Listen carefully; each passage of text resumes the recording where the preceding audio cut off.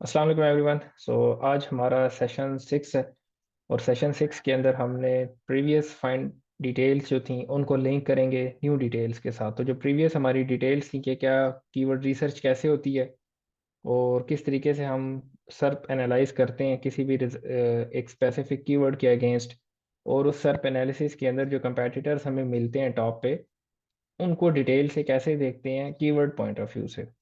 और लास्ट में फिर हमने एक कलेक्शन के लिए एक छोटी सी कीवर्ड लिस्ट बना ली थी।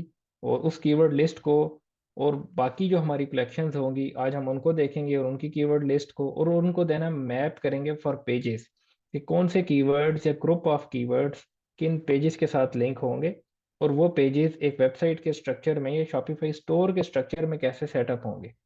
जब स्ट्रक्चर की बात आएगी तो फिर हम थोड़ा बहुत टेक्निकल चीज़ों को अंडरस्टैंड करने की कोशिश करेंगे। यहाँ पे हम चलते हैं स्क्रीन शेयरिंग की तरफ। ठीक है, परफेक्ट। जी जी। आज के लेक्चर में ना हम कुछ टेक्निकल चीज़ें एंड में देखेंगे और उनको टच करेंगे, लेकिन उनकी डिटेल्ड जो होगी, अगर वो किसी को समझ ना आए या कुछ भी इशू आए तो कोई इशू नहीं है। मोस्ट ऑफ द टाइम्स कुछ न्यू लोग भी या बिगनर लोग भी हमारे साथ होते हैं। तो जब हम नेक्स्ट वीक में टेक्निकल एसईओ फॉर शॉपिफाई को अंडरस्टैंड करने की कोशिश करेंगे तो उसमें हम उन कॉन्सेप्ट्स को वन बाय वन दोबारा रिटच भी करेंगे और काफ़ी डिटेल से अंडरस्टैंड भी करेंगे। ठीक है। Right now where is the screen, ये है। ओके, इसको उठा के साइड पे करते हैं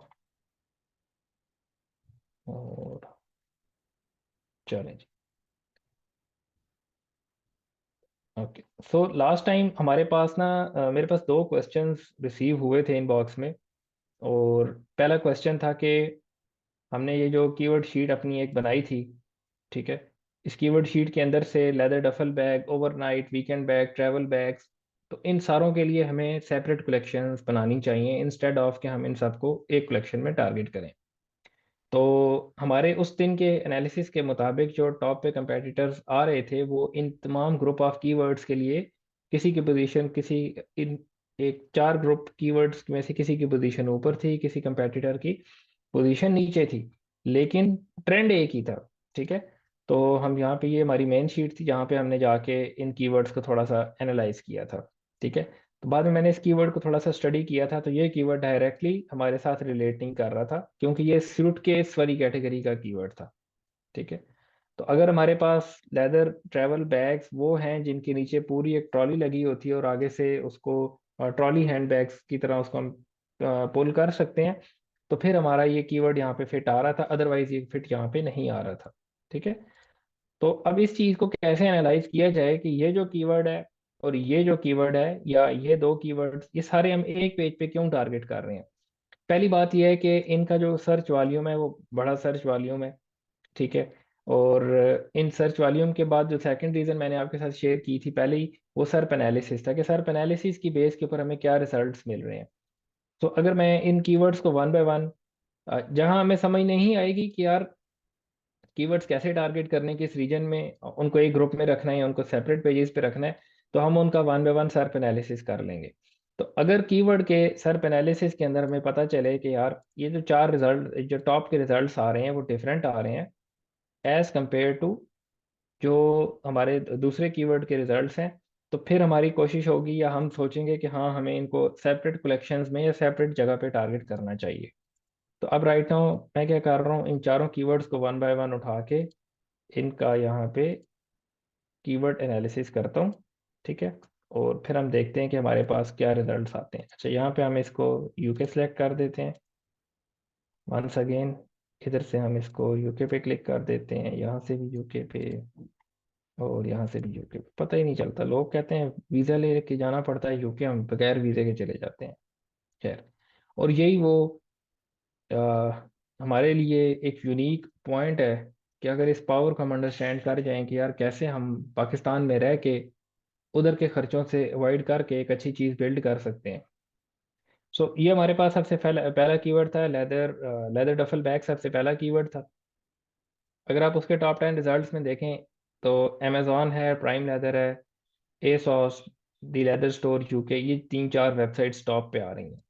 आप सेकंड पे चले जाएं ओवरनाइट बैग के ऊपर, तो अमेजॉन है, प्राइम हाइड है, ये एक और नई वेबसाइट आई है, यहाँ पे भी एक और आई है, लेकिन ये अगेन वही वेबसाइट आ रही है हमारे पास, ठीक है। इस तरीके से अगर आप इस वेबसाइट पर इस कीवर्ड पे चले जाएं वीकेंडर बैग के ऊपर, तो वीकेंडर बैग पे आपको क्या शो कर रहा है, अगेन अमेजॉन, प्राइड हाइड, और ये दो वेबसाइट सिमिलर हैं जो इधर थी ओवरनाइट बैग में। और अगर आप थोड़ा सा आगे मूव करें तो ये अगेन हाउस ऑफ लेदर जो इस पहले के अंदर आ रही थी, ठीक है। और that's it. Leather travel bags के अंदर क्या है जी हमारे पास, so आज ये एक और न्यू वेबसाइट टॉप पर आई हुई है, गस्टी लेदर। इसके बाद हमारे पास है प्राइम हाइड लेदर अमेजोन, ठीक है। और ये दो मजीद न्यू वेबसाइट्स आज आ रही हैं, क्योंकि प्रीवियस हमने उस दिन सर्फ एनालिसिस किया था, तो ये दो वेबसाइट्स यहाँ पर बिल्कुल फॉल नहीं कर रही थी, ठीक है। उसके साथ ही हम थोड़ा सा, तो ये हमारे चार कीवर्ड्स थे जिनको हमने वन बाय वन चेक कर लिया। अब हमारे पास क्या है कि या तो हम अपनी जो कैटेगरी क्रिएट करेंगे उस कैटेगरी में अगर हम इनको वन बाय वन टारगेट करते हैं, इनका इंटेंट तो सेम ही है। पहला तरीका था इनको चेक करने का, दूसरा तरीका है कि हम one by one in keywords को उठा के यहाँ पे सर्च में पेस्ट करके देखें कि हमें क्या रिजल्ट्स मिलते हैं, किस टाइप के बैग्स लोग यहाँ पे खरीद रहे हैं, किन टाइप के बैग्स के ऊपर एड्स चल रही हैं। ये हमारे पास पहला कीवर्ड था, leather duffel bag. Again second keyword copy करें, वो भी ला के यहाँ पेस्ट करें, और अब इसको एनालाइज करें कि यहाँ पर क्या आ रहा है, तो सेम उसी तरह के रिजल्ट्स आपके पास अवेलेबल हैं, ठीक है। Leather duffel bags for leather overnight bag, ठीक है। देन लेदर वीकेंडर बैग्स है हमारे पास, वीकेंडर बैग्स को आप सर्च करें तो अगेन उसी तरह के रिजल्ट्स हमारे पास पॉपअप हो रहे हैं, ठीक है। और वही वेबसाइट्स हमारे पास टॉप पर आ रही हैं। फाइनली ट्रैवल बैग्स, इसको भी यहाँ से चेक कर लें। तो it's a bit of manual analysis plus tool analysis, क्या आप कीवर्ड्स को खुद भी एंटर करके देख रहे होंगे कि मैनुअली क्या आ रहा है। इमेज रिजल्ट्स को मैच करके देख सकते हैं, शॉपिंग रिजल्ट्स को मैच करके देख सकते हैं। इफ़ दे आर सेम तो फिर हमें उनको एक ही कैटेगरी में टारगेट करना चाहिए। सो ये पहला क्वेश्चन था कि हमने इन कीवर्ड्स को एक कलेक्शन पे क्यों टारगेट किया है। दूसरा क्वेश्चन था कि हमने केडी को बहुत ज़्यादा उस दिन चेक ही नहीं किया था, ठीक है। और उसकी सिंपल सी रीज़न थी हमारे पास कि हमारे एक तो ऑलरेडी केडी बहुत कम शो हो रही है। अगर आप इस मेन, ये एक प्राइमरी कीवर्ड है, एक रीजन में एक प्रोडक्ट को सेल करने के लिए एक प्राइमरी कलेक्शन का कीवर्ड है, और उस कीवर्ड की डिफिकल्टी ही 15 शो हो रही है आपको। और यहाँ टॉप पे जो वेबसाइट्स रैंक कर रही हैं उनके नंबर ऑफ बैकलिंक्स अगर आप देखें तो वो ये आपके सामने आ जाते हैं। अगर आप इनकी एवरेज निकालें तो कोई एवरेज ही नहीं है, ये देखें आधों से ज़्यादा तो इनको जीरो है। बाज़ औक़ात S C M rush data show करने में कंजूसी कर जाता है, जीरो शो कर देता है, लेकिन ऐसा भी नहीं है कि इन तमाम के जीरो ही बैकलिंक्स हैं। बहुत सारी ऐसी होंगी जिनकी अथॉरिटी राइट नो बिल्ड हो रही होगी, 0 से 10 अथॉरिटी के फेज में होंगे, या 10 से 20 अथॉरिटी के फेज में होंगे, इनिशियल फेजेस ऑफ अथॉरिटी में ये लोग होंगे। तो अगर हमें लगता है कि लेदर डफल बैग एक टफ कीवर्ड है, हमें केडी वाले साइंसदानों के मुताबिक हमें केडी लो फाइंड आउट करनी चाहिए, अगर हमने उस मेथड पे जाना है तो मैं यहाँ पे लेदर डफल बैग मैन वाले कीवर्ड को टारगेट कर लूंगा, जिसकी केडी निस्बतन ज्यादा आसान है as compare to leather duffel bag से, ठीक है। तो इस तरीके से हम बहुत ज़्यादा केडी को कंसिडर नहीं करते हैं। और इंशाल्लाह आगे जब हमारा सिमेंटिक एसईओ का हम स्टार्ट करेंगे वीकेंड पे इंशाल्लाह, तो आपको एक चीज़ अंडरस्टैंड करने को मिलेगी कि केडी या सर्च वॉल्यूम अब उतने मैटर ही नहीं कर रहे, हमारी गेम डिफरेंट हो गई है। जब हम सिमेंटिक एसईओ को अंडरस्टैंड करने की कोशिश करेंगे, वहाँ हमारा सारा का सारा फोकस होगा उन पहले थ्योरेटिकल कॉन्सेप्ट्स की तरफ जो हमने पहली 2-3 क्लासेस में कवर किए थे। मार्केटिंग फनल, ठीक है, कस्टमर की फनल क्या है, कस्टमर कैसे सर्च कर रहा है, क्या क्या चीज़ें सर्च कर रहा है, उसने इंफॉर्मेशन ली है या नहीं ली, ठीक है। तो इस तरीके की तमाम चीज़ों को हम लोग उस टूल के थ्रू या जो सिमेंटिक एसईओ के प्रोसेस या कॉन्सेप्ट्स हैं उसके थ्रू देखेंगे। तो यहाँ पे अगर आप देखें लेदर डफल बैग, इसकी कीवर्ड डिफिकल्टी 15 आपको शो हो रही है। सो इसमें अगर मैं एक फिल्टर लगा दूं, किधर गया फिल्टर, मैन का, कि मुझे वो कीवर्ड दिखाओ जहाँ पे मैन अवेलेबल है, तो मैन के कीवर्ड में रहते हुए मैं टॉप पे आने वाला जो सर्च वॉल्यूम वाइज कीवर्ड्स होंगे उनको देखता हूँ। ओके, ये देखें जी, मेंस लेदर डफल बैग। तो ये 590 इसकी कीवर्ड डिफिकल्टी है, और इसकी भी सॉरी सर्च वॉल्यूम और केडी इसकी भी 16 है। लेकिन 16 और 15 का मतलब ये नहीं कि अब ये ज़्यादा कंपेटिटिव हो गया, ये लॉन्ग टेल कीवर्ड है हमारे पास, सो इट मीन्स कि ये हमें थोड़ा सा डिफिकल्टी ब्रेक करने में आसानी देगा। उसके हिसाब से फिर हमें अपना वेबसाइट का स्ट्रक्चर डिस्ट्रीब्यूट करना पड़ जाएगा। ठीक है। उसके साथ आप आगे आए तो यहाँ पे आपको शो कर रहा है लेदर डफल बैग मैन। अब ये सारे इस मैन वाले कीवर्ड की वेरिएशंस आ चुकी हैं यहाँ पे। तो इस तरीके से हम क्या करते हैं कि वेरी केडी को आपने देखना है तो देख लें, अदरवाइज हम जितना माइक्रो निश में जा चुके हैं तो वहां पे आके फिर केडी को चेक करने का क्वेश्चन बाकी नहीं रह जाता। लेकिन बाज़ औक़ात होता है कि केडी 50-60 आ जाती है आपके सामने और वो वाकई थोड़ा टफ कीवर्ड बन जाता है। तो उस केस में आप थोड़ा लॉन्ग टेल कीवर्ड कंसिडर कर लें फॉर रैंकिंग। सो ये दो आंसर्स थे आपके इन दो क्वेश्चंस के जो मुझे इनबॉक्स में रिसीव हुए थे। तो आज हम चलते हैं अपने नेक्स्ट टॉपिक की तरफ कि कीवर्ड मैपिंग, नए पेजेस क्रिएट करना और स्ट्रक्चर को अंडरस्टैंड करना। सो लास्ट टाइम हमने ये डायग्राम देखी थी जो मैंने बड़े प्यार से अपने हाथों से क्रिएट की थी।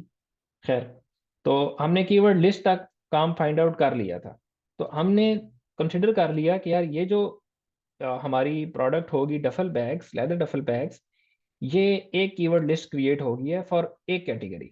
ठीक है। तो हमारे पास तो राइट नाउ 4 कैटेगरीज थी। सो इस यहाँ पे मैंने शॉर्ट करने के लिए 3 कैटेगरीज को कंप्लीट किया, उनके कुछ प्राइमरी कीवर्ड्स ऐड किए हैं, उनकी इमेजेस ऐड की हैं, और उसको हम आगे स्ट्रक्चर में लेके जाके देखेंगे कि यार ये जो 3 कैटेगरीज हैं ये स्ट्रक्चर में किस तरीके से प्लेस होंगी जाके। तो सबसे पहला काम था हमारा कीवर्ड्स को मैप करना। मैप करने के लिए हमें पता होना चाहिए कि कौन सी कीवर्ड लिस्ट है, उस कीवर्ड लिस्ट का इंटेंट, और उस इंटेंट को किस पेज के साथ हमने अलाइन करना है। अब हमें कीवर्ड लिस्ट पता चल चुकी है। अगर हम पहले कीवर्ड को लेदर डफल बैग को देखें तो ये इसकी इमेज है, मैंने लगा दी। ठीक है, for the sake of ease के किस तरीके का होता है, ये ढोल की तरह का होता है। दूसरा काम मैंने ये किया कि इन 4 कीवर्ड जो हमने primary type of keyword find out किए थे इस पेज के लिए, वो यहाँ मैंने मेंशन कर दिए।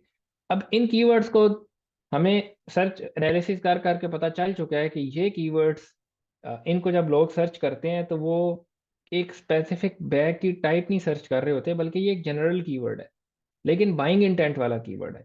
तो जब भी कोई इस तरह का जनरल कीवर्ड हो जहाँ पे आपका दिमाग, आपकी कॉमन सेंस कहे कि जब कस्टमर ये चीज़ सर्च कर रहा है, इट मीन्स कि वो एक वैरायटी देखना चाह रहा है। ठीक है। माइट भी वो डिफरेंट कलर्स देखे, साइजेस देखे, प्राइसिंग्स देखे, उसके अंदर से एक चीज़ पिक कर ले। तो हमें वो तमाम वैरायटी एक पेज पे डिस्प्ले करनी है, और ऐसे पेज को हम लोग कलेक्शन पेज या कैटेगरी पेज कह देते हैं। ठीक है। तो पहली कलेक्शन हमारी क्रिएट होगी, हमारा जो फर्स्ट कलेक्शन का यूआरएल होगा वो होगा लेदर डफल बैग। हम आगे मूव करते हैं। दूसरा हमारे पास लेदर मैसेंजर बैग था। मैसेंजर बैग कुछ इस तरीके का होता है आपके पास। ठीक है।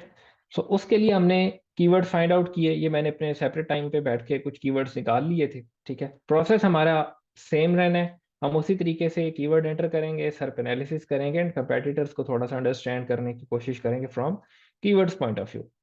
तो ये हमारे कुछ कीवर्ड्स मिले हैं। लेदर मैसेंजर बैग है, कोरियर बैग के नाम से भी लोग इसको सर्च करते हैं। फिर इसमें मैन की एक दो वेरिएशंस मैंने डाल दी हैं। ठीक है। और लेदर पोस्टमैन बैग है। So leather courier bag, leather messenger bag, leather postman bag, ठीक है, लेदर कम्यूट बैग। ये 3-4 वेरिएशंस हैं, प्राइमरी वेरिएशंस हैं। आप कह लें ये प्राइमरी कीवर्ड्स बनते हैं इस कलेक्शन पेज के लिए। सो अगेन, अब ये कीवर्ड जो है ये कलेक्शन पेज पे टारगेट करना है या प्रोडक्ट पेज पे टारगेट करना है, यहाँ हमने कॉमन सेंस से क्वेश्चन करना है, अपनी कॉमन सेंस से, जो कि मोस्ट ऑफ द टाइम्स नहीं होती, लेकिन जितनी भी होती है हम उसी से क्वेश्चन कर लेते हैं कि भाई ये जो कीवर्ड है इसको सर्च करके लोग क्या सर्च करना चाह रहे हैं। एक वैरायटी देखना चाह रहे हैं या एक स्पेसिफिक प्रोडक्ट सर्च कर रहे हैं। ठीक है। तो इन फॉर एग्जांपल जब हम लोग आईफोन या टेक की प्रोडक्ट्स देख रहे होते हैं तो वहाँ हमें एग्जैक्टली पता होता है कौन सी स्पेक वाला प्रोडक्ट मैंने लेना है। लैपटॉप लेना है, कैमरा लेना है, मोबाइल फ़ोन लेना है, ठीक है, कुछ भी लेना है तो हमें एग्जैक्ट स्पेसिफिक डिटेल्स पता होती हैं। तो जब एग्जैक्ट और स्पेसिफिक डिटेल्स वाला कीवर्ड हम सर्च करते हैं या कोई भी सर्च करता है तो वो प्रोडक्ट पेज के लिए रैंक होता है। लेकिन जब एक जनरल कीवर्ड लेकिन बाइंग इंटेंट उसमें होता है तो वो कलेक्शन पेज के लिए वो हम कीवर्ड टारगेट करते हैं। सो अगेन, इन तमाम कीवर्ड्स को मैं एक सेकंड कलेक्शन पेज पे टारगेट करूंगा जो कि लेदर मैसेंजर बैग्स सेल करेगी। तो मेरी 2 कलेक्शंस बन चुकी हैं अभी तक, ये 2 कैटेगरी पेजेस बन चुके हैं। उसके साथ ही मैं नीचे आता हूँ। थर्ड है जी ख़वातीन के लिए लेदर टोट बैग्स। तो टोट बैग्स कुछ इस तरीके के होते हैं, ये लेदर के बने हुए होते हैं। तो इसको लोग या कैसे लोग सर्च कर रहे होते हैं, leather tote bag, leather totes, ठीक है, एस लगा दिया, वुमेन, तो ये ज़्यादातर वुमेन यूज़ करती हैं। तो इसलिए यहाँ पे कुछ कीवर्ड वोमेन के साथ भी हैं, लेकिन अगर वोमेन नहीं भी लिखा होगा तो मोस्ट ऑफ द टाइम्स आप इमेजेस में देखेंगे तो मॉडल्स जो होंगी वो फीमेल्स होंगी, तो वो हमें डायरेक्ट सिग्नल दे रहा होगा कि ये फीमेल यूज करती हैं ज्यादा। एंड लास्ट में मैंने एक लेदर टोट बैग यूके के नाम से भी एक कीवर्ड यहाँ पे ऐड कर दिया। फाइन। अब ये तीन कीवर्ड्स हमें तीन कलेक्शन हमारी यहाँ पर बन चुकी हैं, तो मैं 3 कर देता हूँ, ठीक है। तो तीन कलेक्शंस अब ये यहाँ पे आ चुकी हैं हमारी, और उन तीन कलेक्शन की कीवर्ड लिस्ट भी क्रिएट हो चुकी हैं, और उनके 3 पेजेस क्रिएट होंगे हमारे अभी तक के एनालिसिस के मुताबिक। थोड़ा सा आगे मूव करते हैं। अब हम इसको थोड़ा सा विजुलाइज कर लेते हैं, ठीक है। तो यहाँ मैंने एक छोटा सा माइंड मैप ऐड कर दी है। तो ये कैसे हमने अंडरस्टैंड करना है, सबसे पहले हमें देखें, लेदर डफल बैग की कलेक्शन होगी, उस कलेक्शन का जो यूआरएल होगा वो कुछ इस टाइप का होगा, डोमेन नेम डॉट कॉम, जो भी डोमेन नेम होगी हमारी, slash collections slash leather duffel bags. क्योंकि हम शॉपिफाई यूज कर रहे हैं इस पूरे सिनेरियो के अंदर, तो हमें इस तरीके से अपने स्ट्रक्चर को फॉलो करना होगा। और इस स्ट्रक्चर के अंदर हम ये 3-4 कीवर्ड्स होंगे जिनको प्राइमरीली टारगेट कर रहे होंगे अपने कंटेंट के अंदर, अपने ऑन पेज के तमाम जगहों पे कंटेंट के अंदर हम इन तमाम कीवर्ड्स को एनालाइज और ऐड कर रहे होंगे। सेकंड, हमारे पास जो यूआरएल आता है वो आता है लेदर मैसेंजर बैग्स का। अगेन कलेक्शंस, क्योंकि ये कलेक्शंस पे टारगेट होगा कीवर्ड, तो लेदर मैसेंजर बैग्स, और इसके अंदर मैंने ये तमाम कीवर्ड्स ऐड कर दिए जो इस पेज के ऊपर हम लोग टारगेट करेंगे। उसके साथ हम आगे चलते हैं, लेदर टोट बैग, तो टोट बैग की कलेक्शंस आ गई, और उसके तमाम कीवर्ड्स आ गए जो इस पर्टिकुलर पेज के ऊपर हम लोगों ने टारगेट करने हैं। फाइन। तो यहाँ तक हमें अब तमाम की तमाम डिटेल्स पता चल चुकी हैं। हमने सबसे पहला काम किया था, कीवर्ड्स रिसर्च किए थे, ये प्राइमरी टर्म्स, ठीक है। और इन प्राइमरी टर्म्स के साथ कौन कौन सी मजीद टर्म्स होंगी जो एक पेज के ऊपर आएंगी, तो वो हमने अब सारे को एक डायग्राम की फॉर्म में यहाँ पर ले आए हैं, ठीक है। सॉरी। तो यहाँ तक हमारे पास अब थोड़ा सा स्ट्रक्चर के पॉइंट ऑफ व्यू से अब हम देख लेते हैं चीज़ों का। हमें कलेक्शंस का पता चल गया कि हमने 3 कलेक्शंस क्रिएट करनी है। तो डे 1 पे मैंने आपको बताया था शॉपिफाई का यूआरएल स्ट्रक्चर में, या शॉपिफाई में 5 चीज़ें होती हैं mainly, home page, collection pages, product pages, blog pages and foundational pages. Foundational pages हमने देखे थे, कोई 8-10 टाइप के पेजेस थे जो हमने क्रिएट करने की बात की थी कि ये बिल्कुल ब्रांड के बेसिक्स होंगे, ये ब्रांड की आइडेंटिटी होगी, यहाँ पे ब्रांड की वॉइस होगी, आप जो भी उसको टेक्निकल टर्म दे दें, नो मैटर। सेकंड, हमारा फर्स्ट होम पेज हो गया, फाउंडेशनल पेजेस हो गए। थर्ड, हमारा कलेक्शन पेजेस, देखिए हमने फाइंड आउट करना है कि हमने कितनी टाइप ऑफ प्रोडक्ट सेल करनी है, उन टाइप को हम उस कलेक्शन के साथ क्रिएट कर देंगे। तो राइट नाउ हमने सोचा कि हमने 3 टाइप के बैग सेल कर रहे हैं, और वो 3 टाइप के बैग इन इन कलेक्शंस पे जाएंगे, इन यूआरएल्स के साथ वो क्रिएट होंगे उनके पेजेस। सही। सो यहाँ तक हमारे पास अब उस स्ट्रक्चर के अंदर हमने पेजेस, होम पेज और कलेक्शंस को देख लिया, ठीक है। अब हम थोड़ा सा आगे मूव करते हैं कि हम अपने स्टोर को, मैं चाह रहा था यहाँ पे कोई नाम दे देते, लेकिन फिर मैंने कोई फर्दर नाम नहीं दिया। हम उसको leather bags, LEATH, leather bags dot UK लिख सकते हैं, ठीक है। लेदर बैग्स डॉट यूके, ये हमारा डोमेन नेम हो जाएगा एक तरह का। ये just for the sake of कि यार क्या डोमेन नेम है, जस्ट उसके लिए मैंने यहाँ पे ऐड कर दिया। ओके। तो उसके बाद हमने, मैं वापस उसको देख लेता, आपको बता देता हूँ जो यूआरएल स्ट्रक्चर था। तो पहला होता है हमारे पास home page, leatherbags dot UK तक। दूसरी होती हैं collections, leatherbag dot UK slash collections. Third number पे प्रोडक्ट्स, फिर पेजेस, फिर ब्लॉग्स, ठीक है। तो ये हमारा एक जनरल शॉपिफाई स्टोर का एक स्ट्रक्चर होता है। सो यहाँ से अगर हम आगे चलें, तो शॉपिफाई जो है हमें ये चीज़ें रिमूव नहीं करने देता, ये जो कलेक्शंस लिखा हुआ है बीच में। अगर मैं आपके साथ इसकी प्रैक्टिकल एग्जांपल शेयर करूँ, तो ये एक स्टोर था जिसके अंदर कुछ इश्यूज भी थे, तो मैंने ये अपने इसके अंदर मेंशन भी कर दिए, ठीक है। सो ये हमारे पास एक कलेक्शन, एक सैंपल कलेक्शन पेज हुआ हुआ है, एक स्टोर है जिसका नाम सैचल्स है, और ये यूके का स्टोर है, ठीक है। तो इस स्टोर का आप ये कलेक्शन का स्ट्रक्चर देख सकते हैं कि domain name dot com collection है, और देन कलेक्शन का आगे स्लग पार्ट है, ये हम चेंज कर सकते हैं, स्लग वाला पार्ट जितना भी है, लेकिन ये कलेक्शंस बीच में से खत्म नहीं कर सकते, ठीक है। सिमिलरली आप अगर इधर किसी प्रोडक्ट पे जाके क्लिक करेंगे, ठीक है, और प्रोडक्ट पे क्लिक करने के बाद इसको आप बीच में से रिमूव कर दें, क्योंकि ये इनका एक टेक्निकल एरर है जो हम एंड ऑफ द क्लास में लाजमी देखेंगे। तो अगर आप इनकी प्रोडक्ट्स को अंडरस्टैंड करेंगे, तो अब ये इनका प्रोडक्ट पेज ओपन हो चुका है, लेकिन प्रोडक्ट का जो यूआरएल आप देखेंगे उसमें प्रोडक्ट्स आ रहा है सेंटर में, domain name dot com products, और फिर आगे उस प्रोडक्ट का नाम आ रहा है जो कि चेंज किया जा सकता है, लेकिन पिछला पोर्शन चेंज नहीं किया जा सकता। फिर थर्ड नंबर पे हमारे पास, अगर मैं आपको यहाँ फुटर में ले आऊँ, तो ये पेजेस हैं। अगर मैं अबाउट अस पे क्लिक करूँ तो आप देख रहे हैं ये फाउंडेशनल, मैंने इसको फाउंडेशनल पेजेस का नाम दिया हुआ है, जैचल्स ब्रांड नेम डॉट कॉम, साथ पेजेस, एंड देन पेज का यूआरएल। तो ये आपके पास पेजेस आ गए जो मैंने यहाँ पे मेंशन किए हुए हैं, कलेक्शंस, प्रोडक्ट्स, पेजेस। और अगर आपको मैं इनका कोई ब्लॉग दिखा दूँ अवेलेबल हो इनका, बॉटम पे जाते हैं, ब्लॉग इन्होंने लिखे हुए नहीं लिखे हुए, फाइन, ब्लॉग्स, ठीक है, यस, इन्होंने ब्लॉग्स लिखे हुए हैं, ठीक है, और ये इनका एक ब्लॉग का सैंपल यूआरएल है, ठीक है। तो अगर मैं इनका ब्लॉग का यूआरएल आपको समझाने की कोशिश करूं तो यहाँ पर देखें, टॉप पे domain name dot com, then आगे ब्लॉग्स आ रहा है, और यहाँ पे आगे इन्होंने न्यूज़ का एक फोल्डर क्रिएट किया हुआ है। तो शॉपिफाई में हम मल्टीपल फोल्डर्स क्रिएट कर सकते हैं और उनके नीचे उस फोल्डर के अकॉर्डिंगली ब्लॉग्स रख सकते हैं, वो हम अपनी ब्लॉगिंग स्ट्रेटेजी के अंदर देखेंगे। लेकिन अगर आप इस अगले पोर्शन को 1 मिनट भूल जाएं, वो हम चेंज कर सकते हैं, यहाँ तक का पोर्शन हम चेंज नहीं कर सकते हैं, ठीक है। तो इस तरीके से जो शॉपिफाई है वो हमें 4 किस्म के सब डायरेक्टरीज प्रोवाइड करता है, ठीक है। अगर आप इसको टेक्निकल टर्म देखना चाहते हैं, कलेक्शन की सब डायरेक्टरी, प्रोडक्ट्स की सब डायरेक्टरी, पेजेस की, एंड देन लास्ट में ब्लॉग्स की सब डायरेक्टरी। और अगर आपने इसको अंडरस्टैंड करना है उसमें एक स्ट्रक्चर के पॉइंट ऑफ व्यू से, तो ये आपका होम पेज है, देन एक लिंक जा रहा होगा, या एक आपका कनेक्टेड होगा कलेक्शंस के साथ, एक चीज कनेक्टेड हो प्रोडक्ट्स के साथ, और यहाँ पे एक होगी पेजेस और एक होगी ब्लॉग्स के साथ। अब ये यहाँ पे एक लिमिटेशन है कि ये हम क्यों नहीं रिमूव कर सकते, बस ये शॉपिफाई ने कह दिया है, नहीं होना तो नहीं होना, ठीक है। तो हम मान लेते हैं कि ठीक है, जेडी गल नहीं होनी वो नहीं होनी, हम उसको उसको अपने हिसाब से अंडरस्टैंड करने की कोशिश करते हैं कि यार बीइंग एन एसईओ हम इसका फायदा कैसे उठा सकते हैं। तो इसका फायदा हम ऐसे उठा सकते हैं कि हम काफ़ी ऑर्गेनाइज्ड किस्म की इंफॉर्मेशन गूगल को प्रोवाइड कर सकते हैं, एक अच्छी इंटरनल लिंकिंग के थ्रू वो इंफॉर्मेशन प्रोवाइड कर देते हैं। और जब एक ऑर्गेनाइज्ड इंफॉर्मेशन हम गूगल को सबमिट करते हैं, तो गूगल के पॉट के लिए काफ़ी आसानी हो जाती है कि उस स्ट्रक्चर के अंदर से घूम सके, उस स्ट्रक्चर को एनालाइज कर सके, ठीक है। तो हमें फिर रैंकिंग्स मिल जाती हैं। अब कोई कहे कि शॉपिफाई साइट्स तो, या ये तो इशू है, और इसी कलेक्शन तो हमें चेंज कर लेना चाहिए, वर्डप्रेस में फ्लेक्सिबिलिटी है, बाकियों में है, यूँ तो रैंकिंग नहीं मिलती।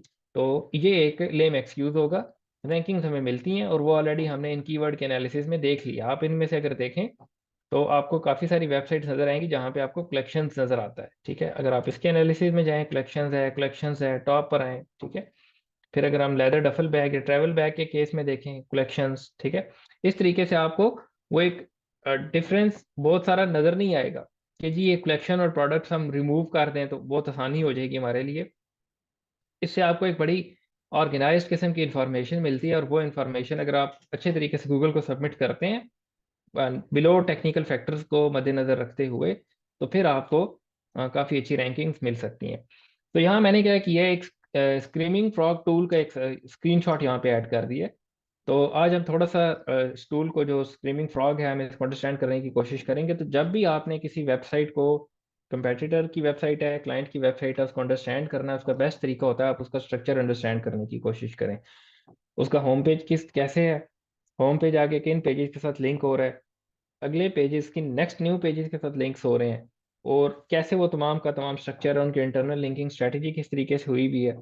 तो इस और कौन से पेजेस इंडेक्सेबल हैं, कौन से इंडेक्सेबल नहीं है। बाज़ औक़ात ऐसा होता है कि हमने कस्टमर की आसानी के लिए क्या किया होता है, फॉर एग्जांपल मैं यहाँ पर आता हूँ मैन कैटेगरी में और बैकपैक्स पे क्लिक करता हूँ। तो हम क्या करते हैं कि यहाँ पे शॉर्ट आइकन्स प्लेस कर देते हैं, ठीक है, फिल्टर लगा देते हैं, प्राइसिंग का फिल्टर आ गया, कुछ इस तरीके के कलर्स के फिल्टर्स आ गए, सही। इन फिल्टर्स की बेस के ऊपर हम लोग पेजेस क्रिएट कर देते हैं बाज़ औक़ात। तो हम उस चीज़ को अंडरस्टैंड करने की कोशिश करेंगे कि हमने कौन से पेजेस इंडेक्स में लाने और कौन से नहीं लाने। एक चीज़ तो हमारी बिल्कुल तय हो गई कि वो तमाम यूआरएल्स जो इस तरह के स्ट्रक्चर पे हैं वो इंडेक्सेबल हैं, और उनको हमने इंडेक्स रखना है। लेकिन जो है वो तमाम यूआरएल जिनके साथ कलेक्शन के यूआरएल के बाद कोई नई चीज़ लगी हुई है, फॉर एग्जांपल मेरी कलेक्शन का यूआरएल बनता है लेदर टफल बैक, ये मेरी कलेक्शन का यूआरएल है। और इस कलेक्शन के अंदर जो मेरी प्रोडक्ट पड़ी हुई है उसका नाम मैं दे देता हूँ विंटेज डफल बैग, ठीक है, फॉर एग्जांपल।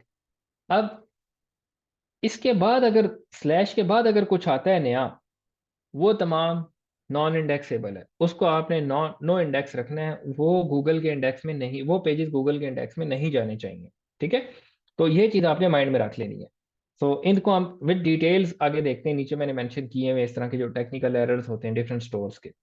सो यहाँ से हम चलते हैं स्क्रीमिंग फ्रॉग टूल पे। आपने सिंपली क्या करना है, ये टूल डाउनलोड करना है, इंस्टॉल कर लेना है। अप टू 500 यूआरएल्स यहाँ पे आपको शो होंगे। ये आपको वेबसाइट फ्रीली क्रॉल करके दे देता है। और अगर आपको इसका लाइसेंस्ड वर्जन चाहिए तो आप परचेज कर लें, या डिफरेंट फेसबुक ग्रुप्स में आपको इसकी लाइसेंस कीज मिल जाती हैं, तो वो आप सर्च कर लीजिएगा। सो यहाँ पे मैंने क्या किया है, सिंपली एक स्टोर है wpstandard.com, उसको सर्च किया है और उसका एक पूरा डिटेल स्ट्रक्चर हमारे पास आ चुका है। तो सबसे पहले हम स्ट्रक्चर को अंडरस्टैंड करने के लिए क्या करेंगे, विजुअलाइजेशंस में जाना है, और यहाँ पे आपके पास इसका एक 3D फोर्स डायग्राम आ जाती है जिसमें वो तमाम स्ट्रक्चर को एनालाइज करता है, ठीक है। सो यहाँ पे मेरे पास ये वो तमाम स्ट्रक्चर इसका अवेलेबल है। मैंने इसको थोड़ा सा खुद शॉर्ट किया हुआ है। अगर आप यहाँ पर देखेंगे तो इसको मैं थोड़ा सा कर लेता हूँ। यहाँ इन्होंने एक अपना हेल्प सेंटर क्रिएट किया हुआ है। सो ये एक थर्ड पार्टी हेल्प सेंटर है जो इनकी डोमेन के साथ इंटीग्रेट हो गया है, लेकिन एज अ सब डोमेन के तौर पे इंटीग्रेट हुआ है। इसको आपने थोड़ी देर के लिए भूल जाना है। ये एक नेक्स्ट लेवल की चीज़ है कि आप कस्टमर सपोर्ट जब प्रोवाइड करते हैं तो आपको क्या क्या टूल्स अवेलेबल है। तो यहाँ पे इनका सबसे पहले HTTPS का पाथ है, फोल्डर का पाथ है, उसके बाद ये इनकी डोमेन नेम डॉट कॉम आ जाती है। और डोमेन नेम डॉट कॉम के बाद आप देखें तो ये कनेक्टेड है आगे प्रोडक्ट्स के साथ, ठीक है। प्रोडक्ट्स के बाद ये कनेक्टेड है ब्लॉग्स के साथ, फिर ये कनेक्टेड है कलेक्शंस के साथ, और उसके बाद ये कनेक्टेड है आगे पेजेस के साथ। अभी मैंने इनको श्रिंक किया हुआ है। जब मैं इसको यहाँ से क्लिक करूंगा, फॉर एग्जांपल मैं ब्लॉग्स पे पेजेस पे क्लिक करता हूँ, तो ये देखें इनके 4 पेजेस क्रिएट हुए हुए हैं। पर्सनलाइज कॉर्पोरेट गिफ्ट्स का एक पेज क्रिएट हुआ हुआ है, एक प्रोडक्ट केयर का पेज क्रिएट हुआ हुआ है, एक ट्रैकिंग से रिलेटेड है, और एक इनकी अबाउट अ स्टोरी का पेज। इन्होंने 4 type of foundational pages create किए हुए हैं। अगर मैं इसको अब मिनिमाइज कर देता हूँ, नेक्स्ट हम देख लेते हैं प्रोडक्ट्स। अब ये देखें ये प्रोडक्ट्स हैं और तमाम प्रोडक्ट के यूआरएल्स आपके सामने शो हो रहे हैं, ठीक है। Domain name dot com slash products and then products के तमाम नाम यहाँ पे शो हो रहे हैं। ये स्टैंडर्ड फॉर्म में, इसको कोई चेंज करने की जरूरत नहीं है, बिल्कुल ठीक है, यहाँ पे कोई एरर नहीं है। मैं इसको मिनिमाइज कर देता हूँ, तो इसी को मिनिमाइज कर दिया, फाइन। मैं इसको मिनिमाइज करता हूँ। और ये कौन सा था, ब्लॉग्स था, हम ब्लॉग्स को देख लेते हैं। तो यहाँ पे ये देखें ब्लॉग्स, और इन्होंने अपने ब्लॉग्स का नाम जर्नल रखा हुआ है, और उस जर्नल के फोल्डर के अंदर इन्होंने अपने तमाम ब्लॉग्स रखे हुए हैं। यहाँ पे ये देख रहे हैं आप, ये तमाम के तमाम ब्लॉग्स हैं, ठीक है। सो ये आपका ब्लॉग्स का सेक्शन आ गया, इसको मैं मिनिमाइज कर देता हूँ। यहाँ से आप वापस ऊपर आए और इस पर क्लिक करें। अब ये कलेक्शंस है, ठीक है। तो कलेक्शंस को जब मैं ओपन करता हूँ तो इतना बड़ा यहाँ पे ये मैस क्रिएट हो जाता है, ये आप देख रहे हैं। सो इस सारे मैस को हम अंडरस्टैंड करेंगे नीचे जहाँ पे टेक्निकल। तो इस स्टोर में एक टेक्निकल छोटा सा इशू है जिसकी वजह से ये इतना सारे ये रेड डॉट्स आ चुके हैं, जबकि इतना का नहीं आना चाहिए था। जैसे हमारे पास प्रोडक्ट पेजेस का एक ग्रीन सा सर्कल का राउंड क्रिएट हुआ था, उसी तरह का एक राउंड कलेक्शंस का क्रिएट होना चाहिए, दैट्स इट। लेकिन इनके, क्योंकि अगर आपको मैं इनमें से किसी एक पे होवर करवाऊं, तो आप इसका यूआरएल खाली देखें, collections, then corporate leather products, फिर प्रोडक्ट का यूआरएल है, और देन आगे अगेन एक प्रोडक्ट अटैच हुई हुई है। इतना बड़ा जो यूआरएल होता है जहाँ पे कलेक्शंस और प्रोडक्ट्स दोनों यूआरएल के अंदर आ रही होती हैं, वो एक टेक्निकल एरर की वजह से होता है। तो हमें ये एरर भी सॉल्व करना है, और वो भी इंशाल्लाह हम देख लेंगे।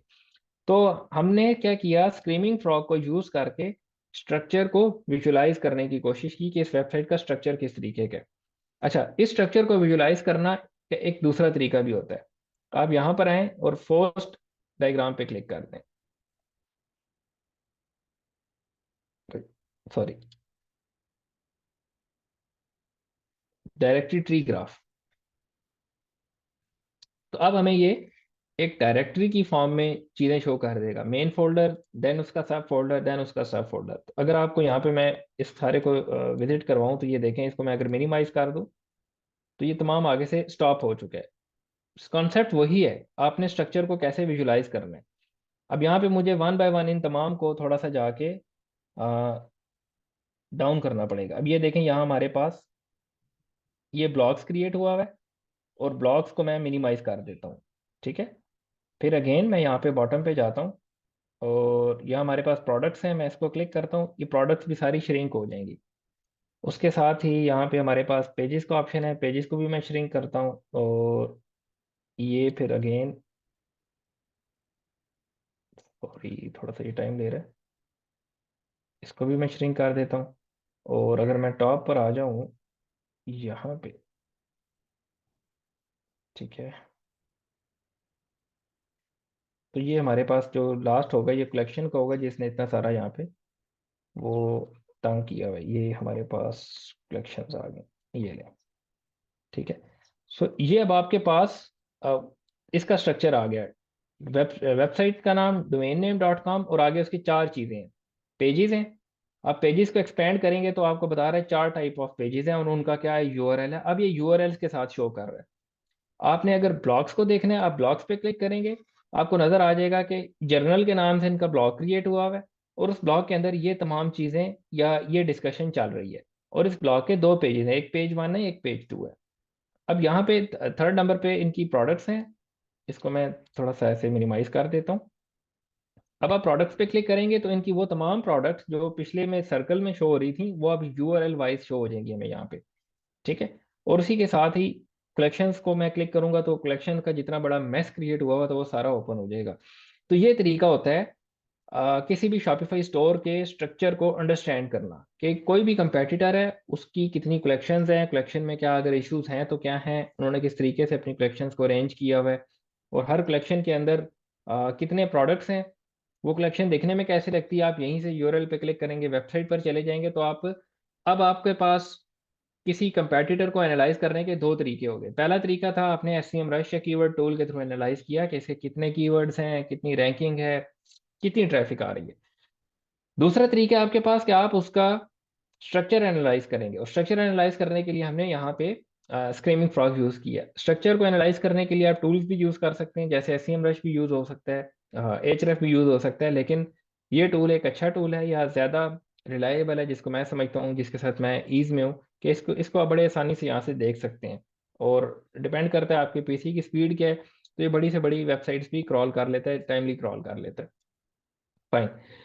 तो ये हो गया थोड़ी सी स्ट्रक्चर वाली कहानी, कि स्ट्रक्चर हमने कैसे देखना है और क्या चीज़ें उसके अंदर हैं, और हमने एक स्टोर का स्ट्रक्चर भी थोड़ा सा एनालाइज कर लिया। अब हम देखते हैं कि क्या, जब हम वेबसाइट के टेक्निकली चीज़ों को देख रहे हैं, ठीक है, स्ट्रक्चर के पॉइंट ऑफ व्यू से, तो कौन कौन से ऐसे पेजेस होते हैं जो क्रिएट हो जाते हैं जो नहीं होने चाहिए थे, या अगर हो भी जाते हैं कोई इशू नहीं, क्योंकि हमने बाज़ औक़ात यूज़र को एक फंक्शनैलिटी देनी होती है। तो जब उस फंक्शन पे वो क्लिक करता है, बटन पे क्लिक करता है, वो एक नए पेज पे जाता है, तो वो नया पेज ज़ाहिर बात है नए यूआरएल के साथ होगा। हमने बीइंग एन एसईओ देखना है कि वो जो नया कस्टमर की आसानी के लिए कुछ क्रिएट किया गया था, हम वो गूगल के एंड पे आसानी के बजाय मुश्किल ना क्रिएट कर दें। तो सबसे पहले एक चीज़ होती है टैग पेजेस शॉपिफाई के अंदर। टैग पेजेस का कॉन्सेप्ट ये है कि आप, बाज़ औक़ात क्या होता है कि आपने फिल्टर्स अप्लाई किए होते हैं अपनी वेबसाइट पे। जैसे अगर मैं ये वेबसाइट देखूं, ठीक है, तो अब ये इनकी वेबसाइट थी। इनका सबसे पहले ये कलेक्शन पेज है, कलेक्शन पेज में मैं आऊँ तो यहाँ पे इनके पास देख रहे हैं ये डिफरेंट, अच्छा ये कलेक्शन है, नीचे ये कुछ कलर्स के साथ यहाँ पे मेंशन हुआ हुआ है। ठीक है, सो ये डिफरेंट चीज़ें आपके पास आ रही हैं, फिर ये कुछ प्राइसिंग के साथ है। तो ये डिफरेंट टाइप ऑफ फिल्टर्स हैं यहाँ पे। ठीक है, अगर मैं इसमें से इस ग्रीन वाले फिल्टर पे क्लिक करता हूँ और मैं देखता हूँ कि मेरा यूआरएल चेंज हुआ है या नहीं हुआ, ठीक है, यहाँ पे देखें तो मेरे पास कलर ग्रीन शो कर रहा है यहाँ पे।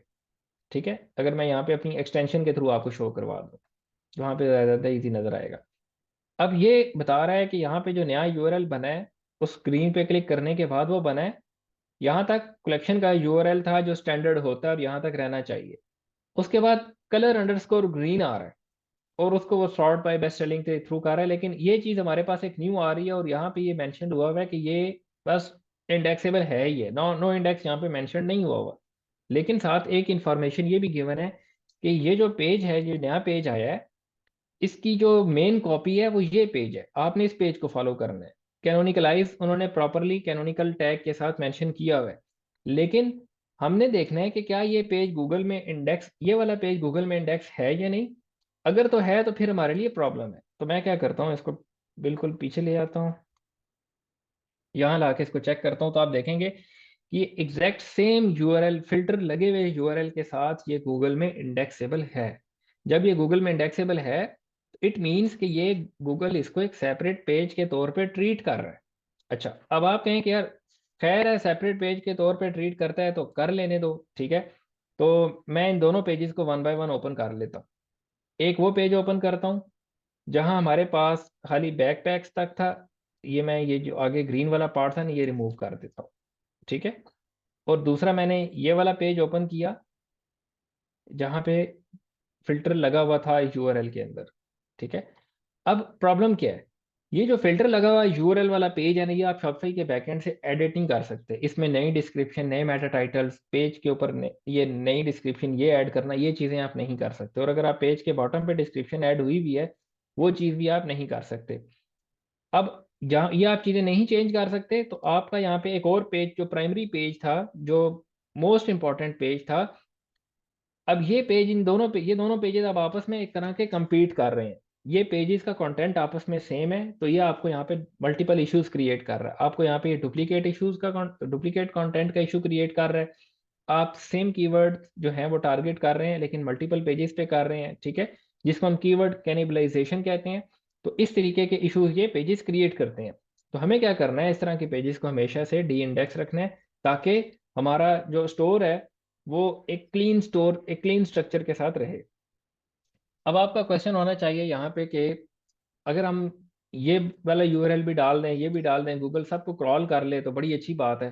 तो पहला तो एक दो तो मैंने टेक्निकल इश्यूज आपके साथ शेयर कर दिए कि इस तरीके से कंटेंट डुप्लीकेट हो जाता है। कंटेंट जो है आप चेंज नहीं कर सकते, नए कीवर्ड्स टारगेट नहीं कर सकते। तो फिर जब कंटेंट डुप्लीकेट हुआ तो कीवर्ड्स भी डुप्लीकेट हो गए, और दो पेजेस सेम कीवर्ड्स टारगेट करने की बात कर रहे हैं, ठीक है। उसके बाद जो थर्ड चीज होती है, अगर आपकी फॉर एग्जांपल 50 कलेक्शंस हैं, ठीक है, और 50 कलेक्शंस के अंदर 5 टाइप के फिल्टर्स हैं, तो आपके पास ये देखें 250 टाइप के नए पेजेस क्रिएट हो गए। वैसे क्या होना चाहिए था, 50 कलेक्शन थी तो 50 यूआरएल्स होने चाहिए थे। लेकिन आप क्या हो गया, 50 कलेक्शंस हैं, वो 50 यूआरएल्स हैं जो आपके काम के पेजेस थे। 250 वो पेजेस हैं जो फिल्टर्स लगाने की वजह से क्रिएट हो गए हैं। तो वो तमाम के तमाम गूगल में जा रहे हैं। अब आप समझें, 250 जमा 50, 300 पेजेस हो गए। अब गूगल का बॉट आया है, गूगल का बॉट एक लिमिटेड क्रॉल बजट लेकर आया है आपकी वेबसाइट रीड आउट करने के लिए। और आपकी वेबसाइट का जो स्ट्रक्चर है कुछ इस तरीके का है कि पहले वो 250 पेजेस आते हैं, उसके बाद वो 50 पेजेस आते हैं, ठीक है। अब गूगल का बॉट आया है सिर्फ 100 पेजेस क्रॉल करने के लिए, तो वो तो आएगा ऊपर से, तो पहले 50 पेजेस को अंडरस्टैंड करेगा या वहां अपना बजट वेस्ट करेगा और फिर वो आगे ट्रैवल करेगा या नहीं करेगा, वो एक सेपरेट बात है। लेकिन आपने उसके बजट को वेस्ट कर दिया, या आपने उस चीज़ को, उसके रिसोर्स को अच्छे तरीके से यूटिलाइज नहीं किया।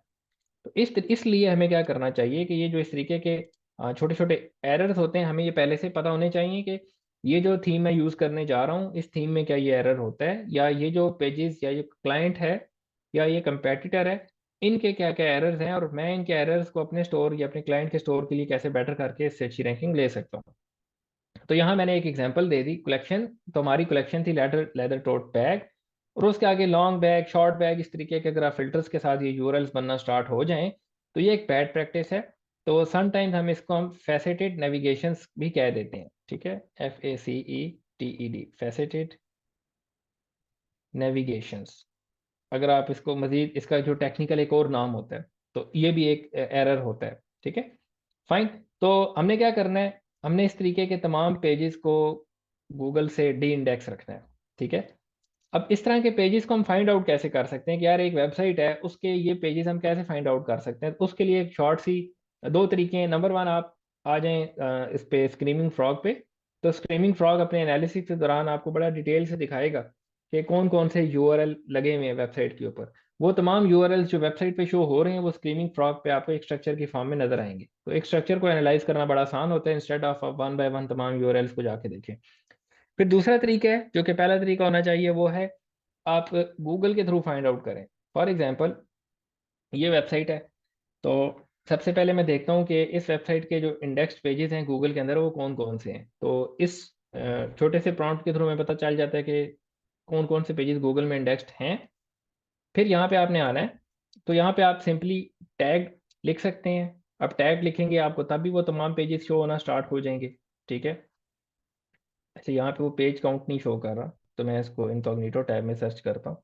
अब ये देखें, ये 1280 पेजेस बता रहा है कि स्टोर के 1280 पेजेस हैं, ये जो टैग के रिजल्ट्स के साथ आ रहे हैं। अगर आपने इसको एक और तरीका देखना है तो NTITL, इन title, TAGGED, tag.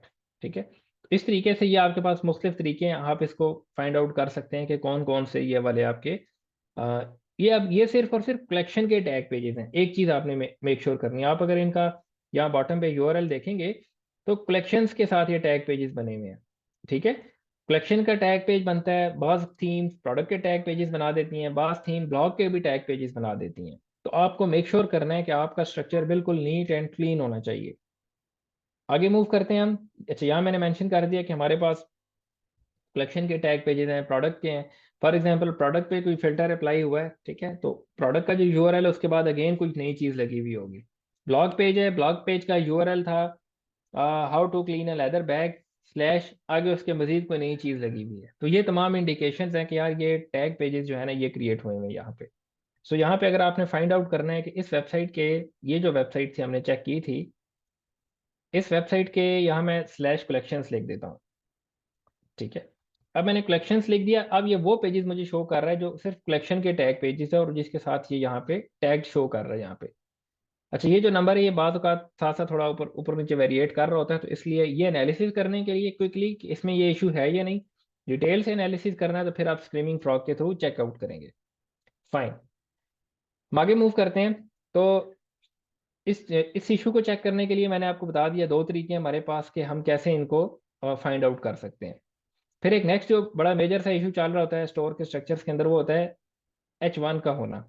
H1 tag हम लोगों में लगा देते हैं, या जो थीम का फेव आइकन होता है, बास थीम वहां पे जाके चिपका देती हैं H1 टैग।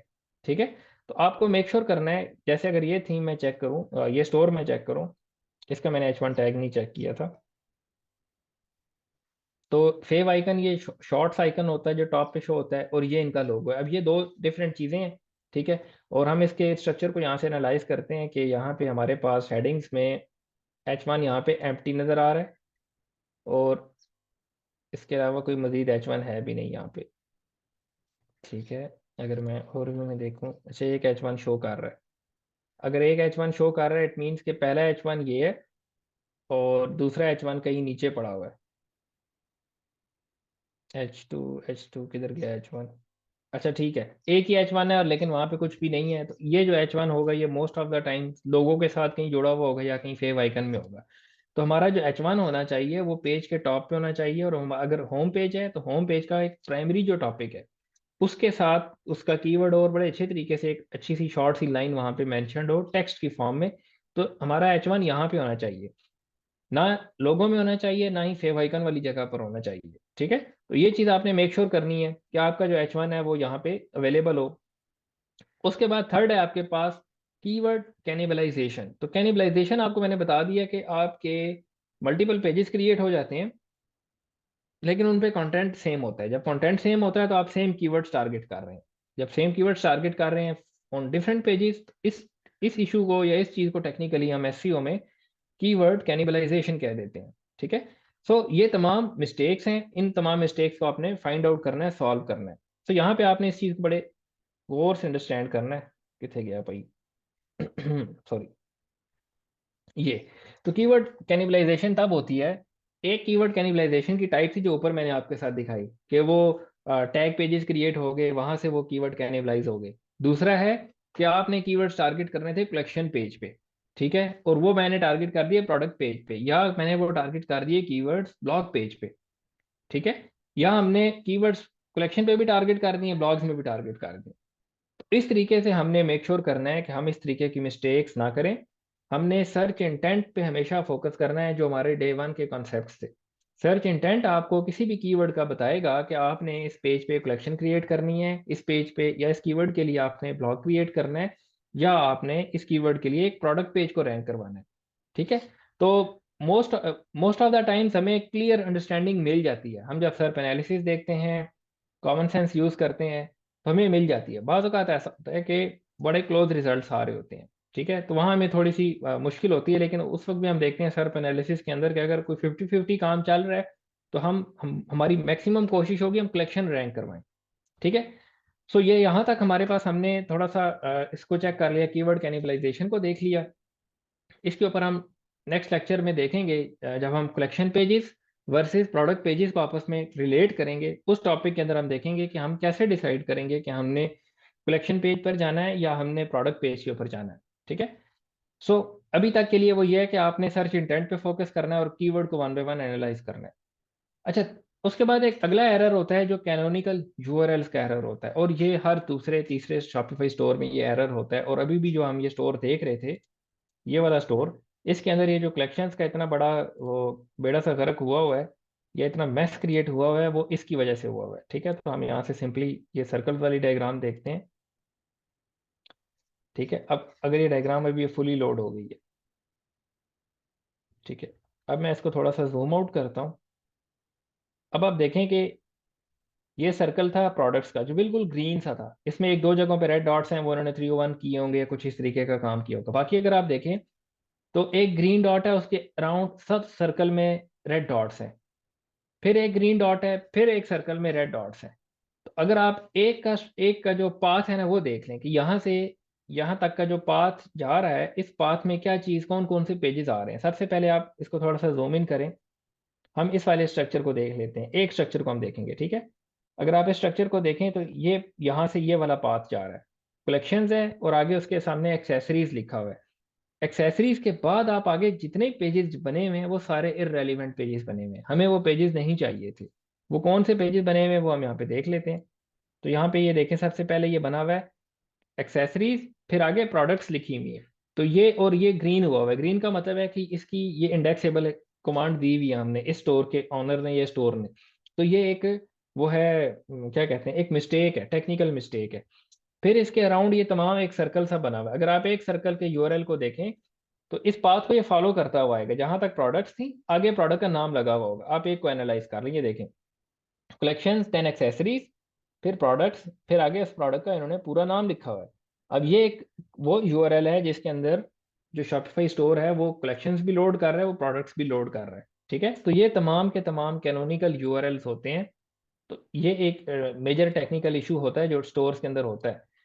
अगर छोटे स्टोर्स हैं उसमें अगर आप इस तरह का इशू कहेंगे कि ये बहुत बड़ा इशू है, इससे रैंकिंग खराब होगी, इससे बहुत बड़ी गड़बड़ होगी, नहीं, ऐसा नहीं है। लेकिन यही छोटे इश्यूज जब एक बड़े स्टोर में होते हैं जिसके थाउजेंड्स में पेजेस हैं, तो उसका जो क्रॉल बजट का जो इशू होता है वो बहुत बड़ा क्रिएट हुआ हुआ होता है। तो हमें मैक्सिमम कोशिश करनी है कि हम एक क्लीन स्ट्रक्चर प्रोवाइड करें गूगल को, और उसके अंदर हम इन तमाम चीज़ों को मेक श्योर करें।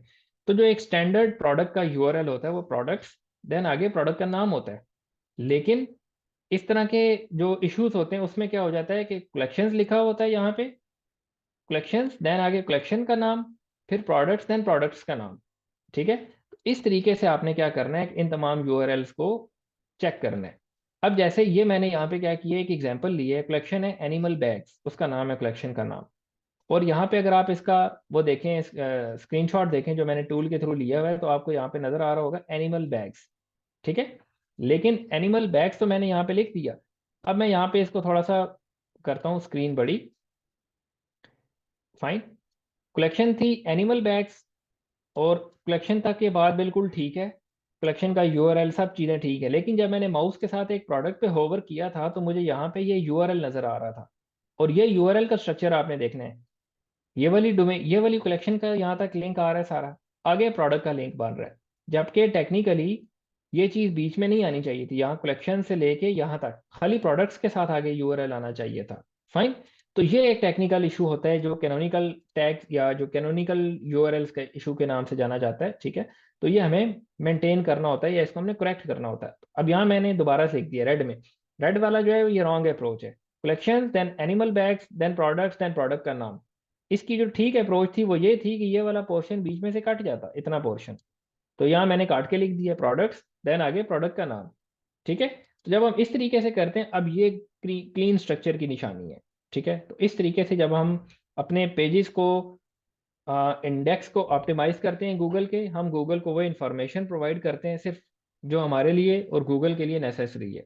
वो इंफॉर्मेशन जो यूजर्स के लिए होनी चाहिए लेकिन गूगल के लिए नहीं होनी चाहिए, तो वो हम यहाँ पे गूगल को प्रोवाइड नहीं करते। फाइन। तो इस इशू को आप रिमूव कैसे कर सकते हैं, आप सिंपली शॉपिफाई थीम में जाते हैं बैकएंड पे, यहाँ पे आपके पास एक प्रोडक्ट डॉट ग्रिड और इसके नाम के साथ एक फाइल आती है। इस फाइल के अंदर आपने ये एग्जैक्ट जगह फाइंड आउट करनी है जहाँ पे ये मेंशन्ड होता है विद इन कलेक्शन। ये जहाँ पे आता है उस चीज को आपने सिर्फ इतने पोर्शन को आपने रिमूव करना है और उसको सेव करना है और मजे करने हैं, ठीक है। अच्छा, अभी इस क्लास के अंदर हम इस चीज को प्रैक्टिकली नहीं कर रहे। मैं चाहता हूँ कि आप में से बहुत सारे लोगों के पास स्टोर्स अवेलेबल होंगे। आप अपने स्टोर्स पे जाएं, ये एक तरह की असाइनमेंट समझ लें। जिसके पास स्टोर अवेलेबल नहीं वो कोई भी गूगल से स्टोर फाइंड आउट कर ले जिसके अंदर ये इशू हो, उसके ओनर को बताए कि यार तुम्हारे स्टोर में ये टेक्निकल इशू है और इससे तुम्हारी रैंकिंग्स जो है वो डाउन हो सकती हैं या हो रही होंगी, so we can solve this. तो आपने जाके ये फाइल फाइंड आउट करनी है। समझ नहीं आती तो कुछ नहीं करना, और अगर कुछ करना भी है तो एक बैकअप ले लेना पहले, ताकि अगर आपके कुछ करने से कुछ गड़बड़ हो जाए तो वो बंदा रिकवर कर सके। लेकिन अगर जहाँ पे आपको ऐसी चीज़ समझ ना आए तो आपका काम है सिंपली डेवलपर को ये चीज़ प्रोवाइड कर देना कि भाईजान ये पेजेस क्रिएट हुए हैं, ये जगह है, ये जगह फाइंड आउट करो कोड में और जाके ये चीज़ डिलीट कर दो, दैट्स इट। ठीक है, तो वो आपको चीज़ डिलीट करके देगा। फिर आपको वो चीज़ आप उस चीज़ को दोबारा से स्ट्रक्चर को चेक करेंगे कि अब क्या चीज़ ये दोबारा अपीयर हो रही है स्क्रीमिंग फ्रॉग के क्रॉल में या नहीं हो रही। तो इस तरीके से आप क्या करते हैं, अपने स्ट्रक्चर को कंप्लीटली ऑर्गेनाइज कर लेते हैं। तो अब मैं आता हूँ दोबारा टॉप पे, यहाँ पे जहाँ हमने स्ट्रक्चर की बात स्टार्ट की थी। ठीक है, ये हमारे पास कीवर्ड्स आ गए।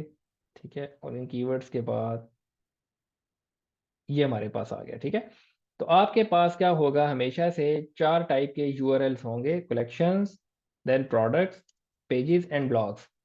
उसके अलावा आपके पास कोई यूआरएल नहीं होना चाहिए जो शॉपिफाई स्टोर का हो और वो इंडेक्स हो रहा हो गूगल के अंदर। ठीक है, और इस तरह से जब आप एक बिल्कुल क्लीन स्ट्रक्चर प्रोवाइड करते हैं गूगल को, तो गूगल क्या करता है कि फिर गूगल उस इंफॉर्मेशन को बड़े अच्छे तरीके से एनालाइज करके अपने पास सेव कर लेता है और उसका जो एग्जिस्टिंग नॉलेज बेस होता है या नॉलेज ग्राफ होता है उसके साथ वो उसको रिलेट करता है और फिर आपकी रैंकिंग रैंकिंग जो भी कहानी करनी होती है वो कर रहा होता है। लेकिन आपने हमेशा बेस्ट प्रैक्टिस फॉलो करनी है। आपने ये नहीं देखना कि यार जो टॉप पे आ रहा है उसका तो पहले ही ये पेजेस का इशूज बना हुआ है तो उसने तो नहीं सॉल्व किया तो मैं भी नहीं करता। हमारी कोशिश होगी कि हम अपने कंपेटिटर्स ने जो जो चीज़ें फॉलो नहीं की हुई हम वो तमाम बेस्ट प्रैक्टिसेस फॉलो करें, ताकि गूगल हमें बेस्ट से बेस्ट वो जो है वो प्रोवाइड कर सके, रैंकिंग्स प्रोवाइड कर सके। सो आज के इस लेक्चर को दोबारा मैं ऊपर लेके जाता हूँ और यहाँ ला के वाइंड अप करता हूँ कि हमने कीवर्ड को मैप करना देख लिया। मैपिंग के साथ हम नए पेजेस कैसे क्रिएट करते हैं और पेजेस को वेबसाइट के स्ट्रक्चर के साथ कैसे रिलेट करते हैं, और जब स्ट्रक्चर की बात आती है तो उसमें बेसिक लेवल के कौन कौन से टेक्निकल इश्यूज होते हैं यूआरएल्स के अंदर या स्ट्रक्चर के अंदर, और स्ट्रक्चर को एनालाइज कैसे करना है स्क्रीमिंग फ्रॉग के थ्रू। तो ये हमने तमाम चीज़ें यहाँ पे डिस्कस कर ली। और जब हम इतनी तमाम चीज़ें अच्छे तरीके से ऑप्टिमाइज करते हैं तो हमें बड़ा क्लीन स्ट्रक्चर गूगल को प्रोवाइड कर रहे होते हैं। सो यहाँ पे हम इस स्ट्रक्चर इस सारे लेक्चर को स्टॉप करते हैं और आपके क्वेश्चंस लेते हैं और फिर इंशाल्लाह अपनी क्लास वाइंड अप करेंगे। और उसके बाद हम देख लेंगे कि नेक्स्ट हमने कुछ अनाउंसमेंट्स हैं वो मैंने आपके साथ शेयर करनी है।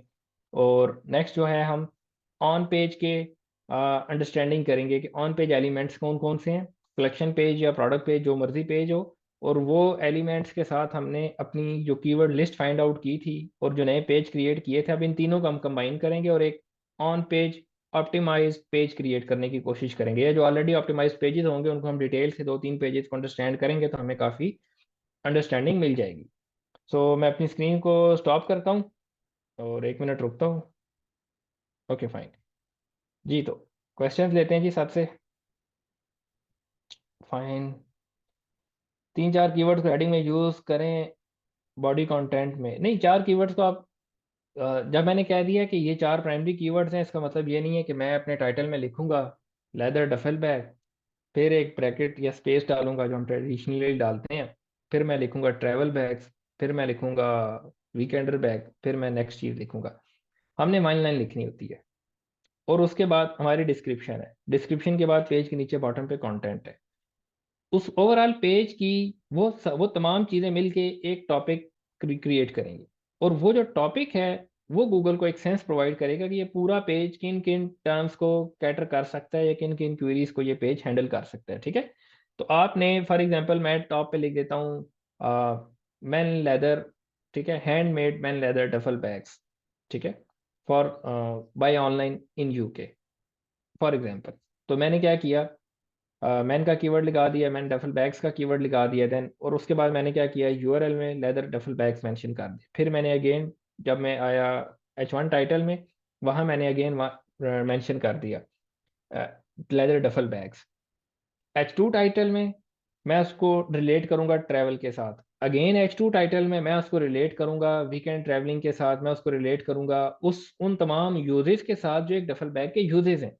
अगर आप इस चीज़ को कीवर्ड्स में से 1 मिनट के लिए बाहर आए तो आप देखें कि यार लेदर डफल बैग एक टाइप थी बैग की, लेदर बैग की, और उसके जो बाकी कीवर्ड है ना वो उसके यूजेस के हिसाब से क्रिएट हुए हुए हैं। तो अगर मैं अपने बैग लेदर डफल बैग को उसके यूजेस के साथ अच्छे तरीके से एक्सप्लेन कर दूं कलेक्शन पेज के ऊपर, तो मैं उन तमाम क्वेरीज को कैटर कर लूंगा जो क्वेरीज मैंने फाइंड आउट की थी प्राइमरी कीवर्ड्स के नाम से, प्राइमरी कीवर्ड्स क्या क्या लिखी थी।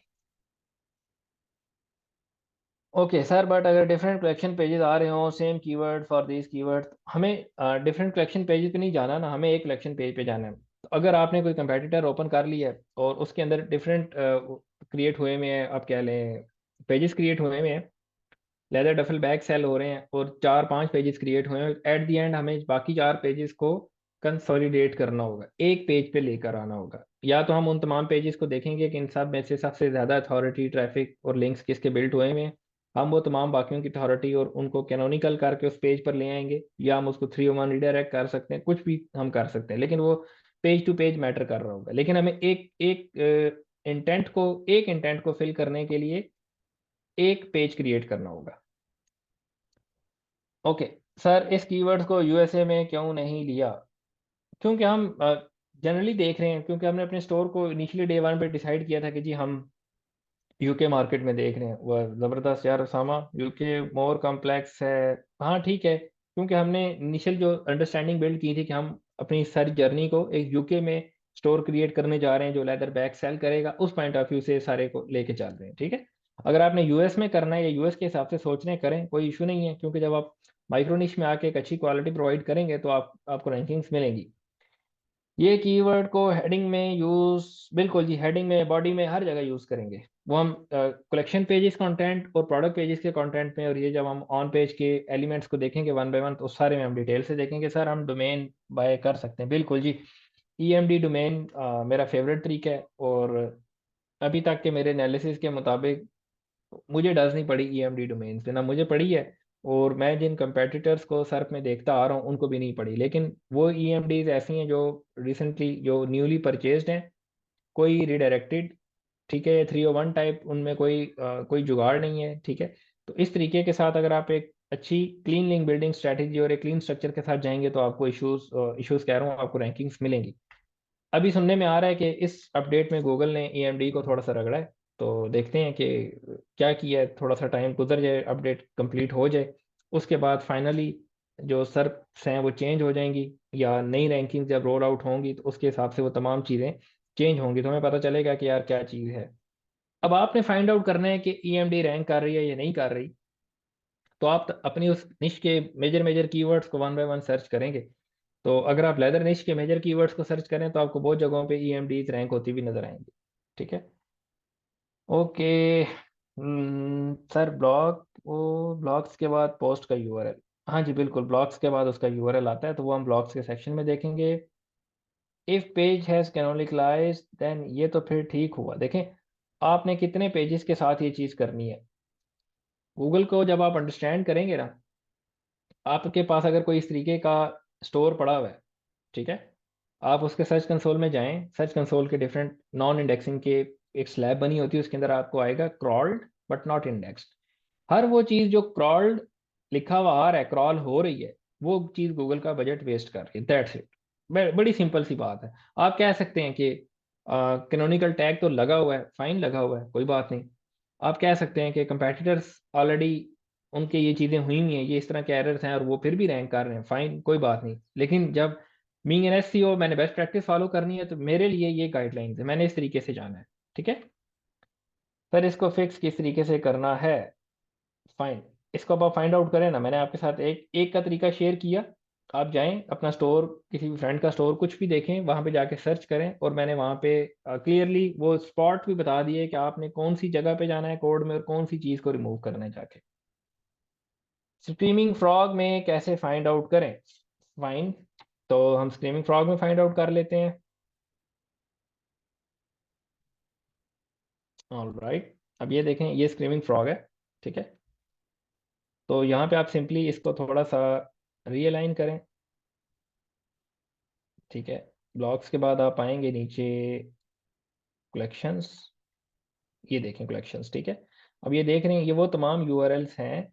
कलेक्शन है, देन कलेक्शन का नाम है, फिर प्रोडक्ट्स है, देन प्रोडक्ट्स का नाम है। तो ये तमाम वो यूआरएल्स यहाँ पे शो हो रहे हैं। और अगर आप स्ट्रीमिंग फ्रॉग में इश्यूज पे क्लिक करेंगे तो यहाँ ये आपको मेंशन करेगा कि कैनोनिकल टाइप के कुछ इश्यूज यहाँ पे, कैनोनिकलाइज पेजेस जो क्रिएट हुए हैं, वो 1300 पेजेस क्रिएट हुए हैं इस स्टोर के। ये एक छोटे लेवल का स्टोर है, तो इसके 1300 पेजेस क्रिएट हो चुके हैं। ठीक है, तो इस तरीके से आपको स्ट्रीमिंग फ्रॉग के थ्रू पता चलेगा। और दूसरा, हमने विजुअलाइजेशन के थ्रू देख भी लिया था कि कैसे हमें पता चलता है।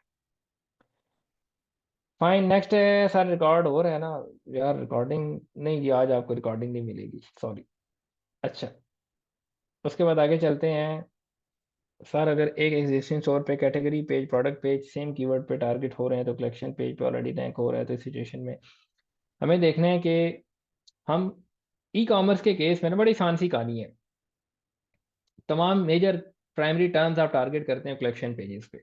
ठीक है, और बाज़ अवक़ात आपको प्रोडक्ट का नाम मिलता है, बाज़ अवक़ात नहीं मिलता। जब नहीं मिलता तो तब भी हम लोगों ने क्या किया हुआ होता है कि प्रोडक्ट के नामों के अंदर वो तमाम वही कलेक्शन के यूआरएल्स या वही स्ट्रेटजी फॉलो की होती है।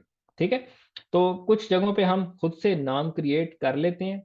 हम अपने लेक्चर जिसमें हम collection pages versus product pages को अंडरस्टैंड करेंगे बड़ा डिटेल से, वहाँ हम देखेंगे कि कुछ कंपेटिटर्स ने क्या किया हुआ है कि लेदर डफल बैग उधर भी रखा हुआ था, कलेक्शन में भी और प्रोडक्ट पेजेस पे भी। और कुछ कंपेटिटर ने प्रोडक्ट के नए से नए नेम्स क्रिएट किए हुए, वो नेम्स जो गूगल में, जिनकी गूगल में सर्च डिमांड नहीं है, लेकिन उन्होंने इस तमाम स्ट्रक्चर को क्लीन रखने के लिए वो तमाम एफर्ट्स की हुई हैं। स्टोर की स्पीड बड़े सारे फैक्टर्स पे डिपेंड करती है, वो हम स्पीड ऑप्टिमाइजेशन में देखेंगे। अगर आप इन इन शॉर्ट पूछना चाहते हैं शॉपिफाई के केस में, तो इमेजेस छोटी होनी चाहिए, सीढ़ियाँ वाले मामला आप छेड़ नहीं सकते। उसके अलावा आप अगर देखना चाहते हैं तो एप्स कम से कम यूज़ करें। ठीक है, और ऐप्स के कोड को ऑप्टिमाइज़ करें, और आपका जो पेज इस तरीके से लोड होता है उसको एक अच्छे वे में ऑप्टिमाइज़ करें कि वो तमाम एलिमेंट्स जो नेसेसरी हैं वो पहले लोड हों। बाकी वो जो डिशकुम डिशकुम करके फाइल्स जा रही होती हैं आगे पीछे, वो लिंक्स बन रहे होते हैं, इतने बंदों ने खरीद लिया, ये हो गया वो हो गया, तो वो आप बाद में लोड करें ताकि आपकी पेज अच्छे तरीके से नेसेसरी पोर्शन पहले लोड हो जाए। दोबारा बता दें काइंडली, ग्राफ वाला दोबारा बता दें। फाइन, तो हम दोबारा स्क्रीन शेयर कर लेते हैं यहाँ से। ठीक है, ग्राफ ये है कि आप इसमें जो हमने शॉपिफाई का स्ट्रक्चर देखा था ना, यहाँ पे मैं दोबारा जाता हूँ, और ये स्ट्रक्चर। ठीक है, एक आपका होम पेज होगा, then collections, products, pages and blogs. ठीक है, ये चार चीज़ें होती हैं शॉपिफाई के अंदर। अब आप आ जाएं, अब आपको पता चल गया चार चीज़ें होती हैं। अब आप ये जो जितना भी है यहाँ पे ये चीज़ क्रिएट हुई भी है, ठीक है, इस सारी चीज़ को थोड़ा सा आप यहाँ से ऐसे क्लिक करें ना, इसको भी मिनिमाइज कर दें, इसको भी मिनिमाइज कर दें, और हम डिटेल में जाते हैं और इसको भी मिनिमाइज कर देते हैं। ठीक है, अब ये जो पोर्शन है ये वेबसाइट का होम पेज है। उसके आगे देखें प्रोडक्ट्स लिंक हो रही हैं, ब्लॉग्स लिंक हो रहे हैं, और आपके पास यहाँ पे कलेक्शंस लिंक हो रही हैं, यहाँ पे पेजेस लिंक्स हो रहे हैं। सो ये स्ट्रक्चर है, इस तरीके से आपने इसको विजुलाइज करना है। एक एंड पे आपको थ्योरेटिकली पता है कि ये चार चीज़ें होनी चाहिए, दूसरे एंड पे प्रैक्टिकली आप एक स्टोर के अंदर वो चार चीज़ें एनालाइज कर रहे हैं। अब इन चार चीज़ों की स्टैंडर्ड प्रैक्टिस क्या होनी चाहिए, स्टैंडर्ड यूआरएल्स क्या होने चाहिए, टैग पेजेस क्या होते हैं, वो हमने वहाँ पे थ्योरी में देखे। और यहाँ हमने, क्योंकि स्टोर के लिए कलेक्शन पेजेस के अंदर गड़बड़ थी, तो मैंने जब इसको एक्सपेंड किया तो ये देखें, ये तमाम वो पेजेस क्रिएट हो गए, एक्स्ट्रा पेजेस जितने हैं वो तमाम के तमाम आ गए। तो मैं नेक्स्ट ट्यूटोरियल्स में एक ऐसा स्टोर भी यहाँ पे लोड करके रख लूंगा अपने पास, जो क्लीन स्ट्रक्चर के साथ है। जब वो क्लीन स्ट्रक्चर के साथ होगा तो आपको नजर आएगा कि किस तरीके से एक क्लीन स्ट्रक्चर होता है, और उसके क्या वो किस तरीके से दिखने में नजर आता है। फाइन, हम आगे चलते हैं। हाउ वी कैन सबमिट, आसान है। आप सिंपली शॉपिफाई अपना साइट मैप खुद ही क्रिएट कर लेता है। आप किसी भी शॉपिफाई स्टोर साइट पे देखेंगे, जाके लिखेंगे साइट मैप डॉट एक्सएमएल, तो वही आपने उठा के सर्च कंसोल में ऐड करना है, जो नॉर्मली हम साइट जिस तरीके से ऐड करते हैं। सर अगर डोमेन नेम के साथ dot org T L D लें तो ये बिजनेस के लिए डॉट आर ज़्यादातर ऑर्गेनाइजेशंस को प्रेजेंट कर रहा होता है, लेकिन आप इसके साथ जा सकते हैं, बिजनेस के अंदर भी जा सकते हैं। स्टोर नहीं है तो वेबसाइट कैसे चेक करें, या गूगल पर कोई भी रैंडम? हाँ, आपके पास स्टोर नहीं है, आप गूगल पे जाएं, कोई भी कीवर्ड लिखें और फाइंड आउट करें कौन कौन से शॉपिफाई स्टोर्स रैंक कर रहे हैं और उनको अंडरस्टैंड करने की कोशिश करते हैं। दूसरा तरीका, आप अपने नेटवर्क में देखें, क्योंकि हम सब सब डिजिटल के लोग हैं, मार्केटिंग के लोग हैं, एसईओ के, ई कॉमर्स के लोग हैं, तो हम लोगों को आपस में फेसबुक पे कनेक्टेड होना चाहिए। ठीक है, हमें ज़रूरी नहीं कि एसईओ वाले एसईओ वालों से कनेक्ट हों। वो बल्कि वो कहते हैं कि किसको काटता है, लोया लोहे को काटता है, या पता नहीं पत्थर पत्थर को, खैर जो भी एग्जाम्पल थी, तो आप सेम लोग हैं तो आप सेम आपस में टकरे ही मारेंगे। ठीक है, तो हमेशा डिफरेंट स्किल्स के लोगों के साथ कनेक्ट हों। आप ईमेल मार्केटिंग के लोगों के साथ कनेक्ट हों, फेसबुक एड्स के, गूगल एड्स के, वेब डेवलपमेंट के, ठीक है, स्टोर डेवलपमेंट, स्टोर डिजाइनिंग के, इस तरीके के डिफरेंट लोगों के सर्कल्स के साथ आप कनेक्ट हों। उनके साथ आपकी अंडरस्टैंडिंग हो। आपके पास स्टोर नहीं, फाइन। आपका कोई फ्रेंड है जो स्टोर डेवलपर है, शॉपिफाई, यार तेरे पास स्टोर है, फाइन है, यार मुझे दिखाइए एक मिनट, मैंने एक चीज़ एनालाइज करनी है, ये मेरा ईमेल है, मुझे ऐड कर दे उसमें। बस आपका प्रॉब्लम सॉल्व। ठीक है, ब्लॉग चैट जीपीटी से लिखेंगे? नहीं भाई, ना ही लिखें चैट जीपीटी से, फिलहाल तो ना ही लिखें। अगर वेबसाइट शॉपिफाई पर वर्डप्रेस पर हो तो पेजेस को कहाँ से नो इंडेक्स करें? सो आपको स्पेसिफिकली कोड में जाके, अगर आप फॉर एग्जांपल वर्डप्रेस यूज़ कर रहे हैं, वहाँ पे आपके पास Yoast store Rank Math type plugins होते हैं जो आपको फंक्शनैलिटी देते हैं कि आप हर पेज को जाके क्लिक करके उसको नो इंडेक्स पे सेट कर सकते हैं। शॉपिफाई के केस में थोड़ा सा टेक्निकल होता है, और आपको वहाँ पे जाके कोड के अंदर जाके उस चीज़ को, या तो आप उसको ब्लॉक करते हैं उस पेज को, या आप उस पेज को नो इंडेक्स कर रहे होते हैं, या पूरे फोल्डर को नो इंडेक्स कर रहे होते हैं। ठीक है, तो वो हम कोड के अंदर जाके कैसे करते हैं वो हम उसके अंदर देखेंगे। ठीक है, लेकिन इन शॉर्ट हम उसको कोड के थ्रू करते हैं। सर जो इश्यूज आपने बताए हैं, ये बिहाइंड द स्टोर स्पीड, नहीं मैं नहीं कहता कि ये स्टोर स्पीड के इश्यूज हैं। ईएमडी मींस, ठीक है, स्क्रीमिंग फ्रॉग वाला दोबारा बता दें, बता तो दिया दोस्त। ठीक है, what should be the intent of product pages? Fine, इसके लिए आपको, अगर आप ब्लॉग पेजेस का भी इंटेंट साथ ही पूछ रहे हैं, तो फिर आपको पहले दो लेक्चर्स देखने की काफ़ी ज़्यादा ज़रूरत है। इन शॉर्ट आंसर ये है कि जब इंफॉर्मेशन सर्च कर रहा है कोई कस्टमर, तो वो ब्लॉग्स को फाइंड आउट करेगा। फॉर एग्जांपल, मैं लेदर डफल बैग सेल कर रहा हूँ, तो मैंने कस्टमर की वो पूरी जर्नी कंप्लीट करनी है, फ्रॉम द पॉइंट जहाँ वो सोचना शुरू करेगा कि क्या होते हैं लेदर डफल बैग, से लेकर लेदर डफल बैग्स परचेज करने तक, ये पूरी जर्नी है, ये पूरी जर्नी हम लोग कवर करते हैं। ठीक है, सबसे पहले वो इन्फॉर्मेशन लेगा, what is leather duffel bag. दूसरे में क्या करेगा, उस इन्फॉर्मेशन को मजीद इन्वेस्टिगेट करेगा, बेस्ट लेदर डफल बैग, फलाना डफल बैग कंपैरिजन विद टिमकाना डफल बैग। ठीक है, किस तरीके से वो कंपैरिजंस करेगा, वो गाइड रीड करेगा कोई, वो फोटोशूट्स देखेगा, लोग कैसे लगते हैं। ठीक है, और इस तरीके से आप वन बाय वन एनालाइज करेंगे। ट्रांजैक्शनल कीवर्ड्स मोस्टली हम लोग, ये bottom bottom of the funnel keywords होते हैं, तो हम इसको प्रोडक्ट पेजेस पे एंगेज करने की कोशिश कर रहे होते हैं। लेकिन ये प्रोडक्ट पेज और कलेक्शन पेज, ये मिक्स ही चल रहा होता है, मिक्स चार टाइप सीन चल रहा होता है। पीडीएफ फाइल शेयर कर दें?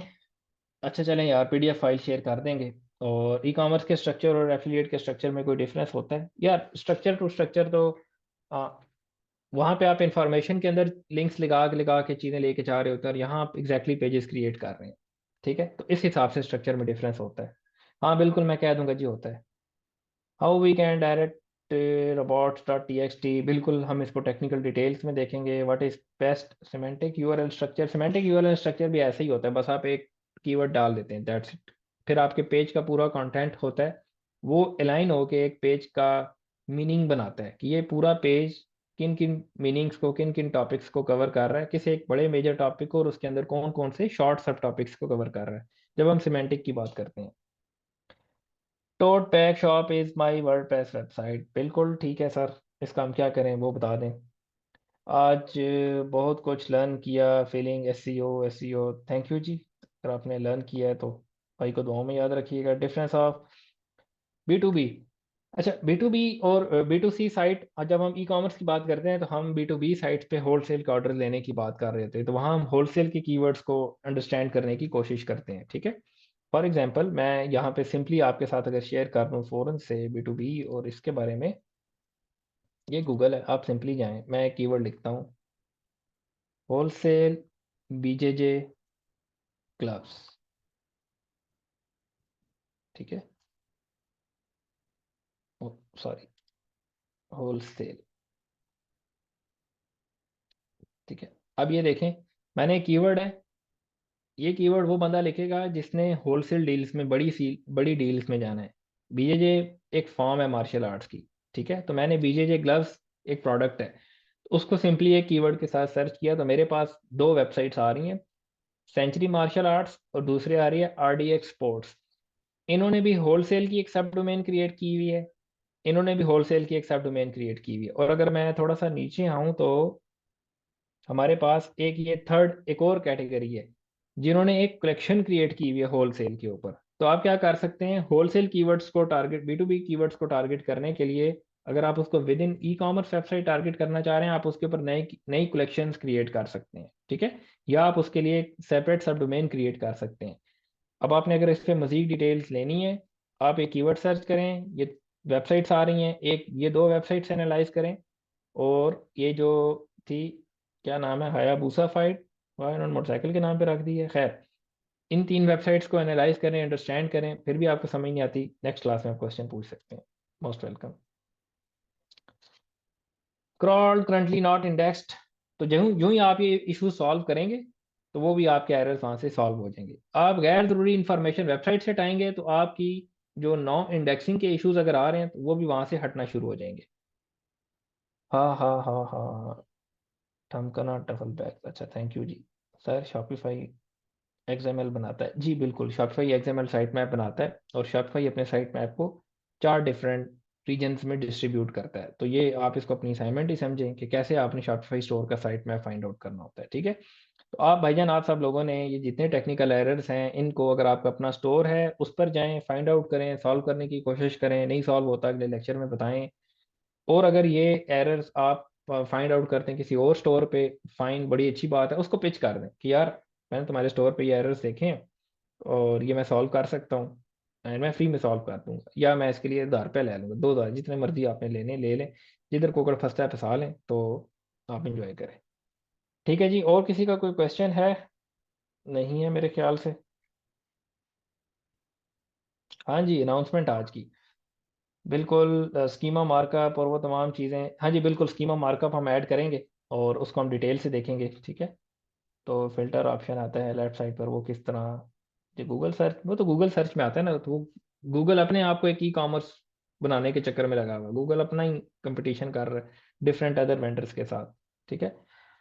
रेज वालों से क्वेश्चन नहीं लिया, लेना जी, आप लोग क्वेश्चन करें ना, चलें करें क्वेश्चन। अस्सलाम वालेकुम। जी जी, वालेकुम सलाम साहेब। सर, अभी इस तरह मेरे पास एक स्टोर आया, उसमें उस बंदे ने 17 लैंग्वेजेस पर हम्म डाली हुई थी और 17 करेंसीज डाली हुई थी। ना तो वो ट्रांसलेटेड थे और ना ही उन 17 कंट्री से कोई ट्रैफिक था। हम्म, तो अब मैंने उसको सारे के पेज बने हुए, पता नहीं ला तादाद पेज बने हुए हैं ना। तो अब ठीक मैंने है। ये क्या किया है कि मैंने जो मेन इंग्लिश लैंग्वेजेस कंट्रीज थी उनको रख दिया है, और बाकी जितनी भी लैंग्वेजेस थी उन सब को मैंने रीडायरेक्ट कर दिया जो गूगल में इंडेक्स थी। तो हम्म यही इसके लिए राइट स्ट्रेटेजी होगी या कुछ और करना पड़ेगा? और मैंने जो वो अपना मेन यूआरएल है वो मेन यूआरएल ही कर दिया है, यानी उसके आगे कोई एक्सटेंशन नहीं आ रही है यूके की हम्म, या ऑस्ट्रेलिया ठीक की है। या कनाडा की या जर्मनी की। तो ये रखूं या वो एक्सटेंशंस रहने दूं और उनको बाकियों को जिन पर कोई ट्रैफिक नहीं है सिर्फ उनको रीडायरेक्ट करूं? इसमें अगर आप मुझसे मशवरा लेते हैं, फॉर एग्जांपल जर्मनी एक कंट्री है, ठीक है, जर्मनी में लोग अवेलेबल हैं जो जर्मन भी बोलते हैं और जो इंग्लिश भी बोलते हैं। आप लेदर डफल बैग सर्च करेंगे तो आपको जर्मनी में लेदर डफल बैग का सर्च वॉल्यूम भी नज़र आएगा, और जर्मन में इसको क्या बोला जाता है आपको उसका भी सर्च वॉल्यूम नज़र आएगा, अगर आप किसी भी टूल के थ्रू चेक करते हैं। अब हमने ये दो डिमांड्स फुलफिल करनी है फॉर जर्मनी रीजन। अब हम जब इंटरनेशनल टारगेट करेंगे शॉपिफाई के ऊपर, तो हमारा जो एच एफ लैंग टैग है, अगर तो वो जर्मनी का क्या कोड बनता है, हाँ बताइएगा, जर्मनी का डी क्या वो बनता डी है शॉर्ट? डी डी डीई, डीई बनता है मेरे ख्याल से ना। हाँ, अब डी, हाँ। इंग्लिश यूजर्स जो जर्मनी में हैं और इंग्लिश यूजर्स हैं, ठीक है, तो उनका सर्च रिजल्ट गूगल उनको इंग्लिश में शो करेगा और वो इंग्लिश में कीवर्ड्स लिखेंगे। ऐसे कस्टमर्स को टारगेट करने के लिए आपका पेज होना जर्मनी के सब फोल्डर में चाहिए, लेकिन इंग्लिश में होना चाहिए। EN/DE, ये इस तरीके का उसका कम्बिनेशन बनता है टॉप पे, अगर आप देखें English speakers in Germany, EN/DE। दूसरा आपके पास जर्मन कीवर्ड्स हैं, वो जर्मन लोग जो कि सर्च आउट करते हैं, ठीक है, उस जर्मन में सर्च आउट करते हैं, ठीक है। अब आपने जब उनको उस डिमांड को कैप्चर करना है तो आपका पेज प्रॉपर ट्रांसलेटेड होना चाहिए, ठीक है। आपका पेज DE लैंग्वेज है और DE ही रीजन है आपका, German people searching in Germany, ठीक है। तो इस तरीके से आपका ये इंटरनेशनल टारगेटिंग सेटअप होती है। तो अगर आपके वो तमाम पेजेस इंग्लिश पेजेस थे तो मेरे ख्याल से उसमें कोई सीके का इशू नहीं था। आप उसको लोकल के हिसाब से थोड़ा सा ऑप्टिमाइज करेंगे, उनके टाइटल्स को लोकल के हिसाब से ऑप्टिमाइज करेंगे, ठीक है। अदरवाइज अगर आप, क्योंकि टारगेट इंग्लिश लैंग्वेज इंग्लिश ही है, तो पेज का कंटेंट तो एट द एंड इंग्लिश में ही होगा, ठीक है। लेकिन आपने उनके हेडर टैग्स में जहाँ जहाँ जर्मनी आप लगा सकते हैं वो आप लगाएंगे, ताकि वो स्पेसिफिक पेजेस जर्मनी को टारगेट करें। अच्छा, ठीक हो गया इसी जी। में जी नहीं, अगर वो रीड पेज जो एक्स्ट्रा कंट्रीज के पेज हैं वो मुझे हम्म। रीडायरेक्ट करने हो तो वो मेन इंग्लिश साइट पे रीडायरेक्ट कर दिए तो उसका तो कोई इशू नहीं है। अब 10-12 ऐसे कंट्री थे जहाँ से बिल्कुल जीरो ट्रैफिक था। ठीक है। हाँ तो ठीक है, वो आप उसको कर सकते हैं, रिडायरेक्ट कर सकते हैं। एट द एंड जो फाइनल स्ट्रेटजी या फाइनल सोल्यूशन होता है वो यही होता है कि जब आपने इस सारे मैस को स्टॉप करना है या कम करना है तो आप उसको रिडायरेक्ट कर for the time being redirect कर सकते हैं। अच्छा, एक और चीज़ आज के कीवर्ड्स के हिसाब से, अब जिस तरह मेरे पास अगर एक प्रोडक्ट है वो हाइकिंग के लिए भी इस्तेमाल हो रही है, वो साइकिलिंग के लिए भी इस्तेमाल हो रही है। हम्म। प्रोडक्ट सर्च करेंगे सेम प्रोडक्ट आ रही है। ये हम्म। सॉक्स हैं, वो हाइकिंग सॉक्स भी हैं, वो साइकिलिंग सॉक्स भी हैं, या टी शर्ट है। तो अब ठीक मैं है। उनके लिए दोनों को अलग कलेक्शन पेज पे टारगेट करूँ तो बेहतर होगा। बिल्कुल, आप उनको अलग अलग कलेक्शंस पे टारगेट करेंगे। हम बाज़ औक़ात क्या करते हैं कि स्ट्रेटजी है, आपके पास एक स्टोर पे 15 प्रोडक्ट्स हैं और आपको लगता है कि ये 15 प्रोडक्ट्स हैं 4 डिफरेंट कलेक्शंस में जा सकती हैं। तो आपने क्या किया, फाइंड आउट किए, जैसे आपने दो केसेस बता दिए, एक कलेक्शन क्रिएट कर दी, एक सर्च डिमांड को कैप्चर करने के लिए, दूसरी कलेक्शन की दूसरी सर्च डिमांड को, लेकिन उनमें प्रोडक्ट्स आपकी सेम ही पड़ी हुई हैं, ठीक है। तो इस तरीके से भी आप अपनी नई कलेक्शंस क्रिएट करते हैं। तो जब आप इस स्ट्रेटजी के तहत जाते हैं तो आप प्रोडक्ट सेम रहती हैं, लेकिन नई कलेक्शंस के जस्ट क्रिएट करने से नई सर्च डिमांड कैप्चर करते हैं आप, और उससे आपकी रैंकिंग्स बढ़ती हैं। ठीक है सर, थैंक यू। चलें, ओके। आपके 2,000 रुपये हो गए, इजी पैसा नंबर मैं ग्रुप में भेज दूंगा। आपने काफ़ी टेक्निकल क्वेश्चन पूछ लिए। चलें जी, मुबशर आपका कोई क्वेश्चन है? सॉरी। अस्सलाम जी, वालेकुम। वालेकुम सलाम। जी मैंने पूछना कि ये थीम जो हम यूज़ करते हैं उसमें क्या पायरेटेड थीम हम यूज़ कर सकते हैं जो और नहीं जिप भाई, फाइल की ए शेप में होता है। ए ए भाई ए अथनी ना पायरेटेड उसमें हाथ काट दे, ठीक है ना, कन्ना नु हाथ लाओ, इन अच्छा। चीज़ों से बाहर आ जाएं। हाँ, इन चीज़ों से बाहर आ जाएं, पैसे पे करें, चीज़ें परचेज करें। जहाँ ठीक है। बहुत टफ हो जाता है वहाँ 4 बंदे मिला के ले लो यार, कुछ ऐसे कर लो। लेकिन मैं जो अभी तक मैंने किसी भी जगह पे या तो डॉन डॉन थीम यूज़ की है अगर फ्री करनी है, और उसमें कस्टमाइजेशन ठीक करवा है। लिए हैं, या फिर पेड थीम यूज़ की है, और पेड थीम भी वो लिए हैं जो एक लाइसेंस एक ही थीम के एक ही स्टोर के लिए चल सकता है। ये भी नहीं कि एक मैं ले लिया ऊन मैं जनाब होलसेल विच मंडी जा सारे ना। अच्छा, पेड थीम में ये मतलब जो नॉर्मल थीम होता है वो कितने तक हम्म। होता है? लाइक डिब्यूटीफाई थीम आई थिंक अच्छा है। 50 से 100 डॉलर्स के दरमियान भी थीम्स अवेलेबल हैं, 500 डॉलर्स तक की भी थीम अवेलेबल हैं, और शायद इससे ऊपर भी अवेलेबल है। सो ये सारा डिपेंड करता है आपकी अंडरस्टैंडिंग पे कि एक थीम के अंदर 250 फीचर्स हैं, आपको पता ही नहीं वो इस्तेमाल ठीक है। कैसे होने हैं, ठीक है। तो और वो थीम 500 डॉलर की, फिर आपको क्या पड़ी कि भाई मैं वो 500 डॉलर की थीम ले लूँ जाके। तो आपको अपनी नीड अपनी अंडरस्टैंडिंग के मुताबिक फाइंड आउट करना है कि यार मैंने ये स्टोर बनाना है, इसमें इतनी टाइप की फंक्शनैलिटीज़ होनी चाहिए, और मेरे कंपेटिटर्स की ये फंक्शनैलिटीज़ लगी हुई हैं। वहां से आप एनालाइज करते हैं और एक एनालिसिस करते हैं कि यार मेरी थीम किस तरीके की होनी चाहिए। ठीक हो गया। ठीक है। तो आप कौन सा थीम रेकमेंड करते हैं, मतलब अगर कोई जैकेट्स या टी शर्ट से रिलेटेड कोई प्रोडक्ट्स है तो कौन सा थीम जो है वो बेस्ट रहता है? यार आप एक थीम पिछले दिनों मैंने थोड़ा ज़्यादा यूज़ किया था, मिनी मॉब, ठीक है, 3-4 स्टोर पे वो डिफरेंटली यूज़ किया, वो भी एक अच्छा थीम है, ठीक है। इसके अलावा कुछ एक्सपेंसिव थीम्स आ जाते हैं, ठीक है, वो फिर मैं आपके साथ नेक्स्ट क्लास में शेयर कर दूंगा। ठीक है। अच्छा, ठीक है। दूसरा सवाल देखो, भी बूस्टर थीम आता है, हाँ, तकरीबन $350 के करीब होता है, वो भी एक अच्छा थीम है। ठीक है। अच्छा, एक मिनट, सबसे पहले मैं नेक्स्ट एक अनाउंसमेंट कर दूं। इंशाल्लाह फ्राइडे को हमारा कल हमारा ऑफ होगा, ठीक है। और फ्राइडे को हमारा लेक्चर होगा ई कॉमर्स निश रिसर्च के ऊपर, कि कैसे हम वो निशेस फाइंड आउट कर सकते हैं, या कौन कौन से आइडियाज़ हैं जिनमें हम पाकिस्तान में रह के स्टोर बिल्ड कर सकते हैं, या ई कॉमर्स निशेस कैसे हम एक्सप्लोर कर सकते हैं, ठीक है। सो वो निश रिसर्च की, हाँ बिल्कुल जी, एक पूरी डिटेल्ड मास्टर क्लास होगी, उस्मान साहब आएंगे, ठीक है। और दूसरा होगा हमारे पास सिमेंटिक एसईओ का सेशन। तो सिमेंटिक एसईओ जो है, अभी तक मैंने पब्लिकली किसी के साथ शेयर नहीं किया, मैं आप लोगों के साथ फर्स्ट ऑफ ऑल ये चीज़ शेयर करता हूँ। हमारे साथ हैं कोरे। कोरे ने कोर्स लॉन्च किया, उसके स्टूडेंट्स हैं बहुत सारे, पाकिस्तान में भी उसके बहुत सारे स्टूडेंट्स हैं, बहुत सारे एक्सपर्ट्स हैं, बहुत एक्सपर्ट्स बात भी करते हैं कि आप सिमेंटिक सीखें, लेकिन जब सीखने की बात या सिखाने की बात हो तो वहाँ पे वो बहुत सारा उनका कंटेंट अवेलेबल नहीं है, ठीक है। तो हामिद भाई हैं लाहौर से जो हमें ज्वाइन करेंगे, मोहम्मद हामिद खान के नाम से, ठीक है, जो कोरे के स्टूडेंट भी हैं, जिनको कोरे एंडोर्स भी करता है, और उनकी चीज़ों को वो आगे फॉरवर्ड भी करता है।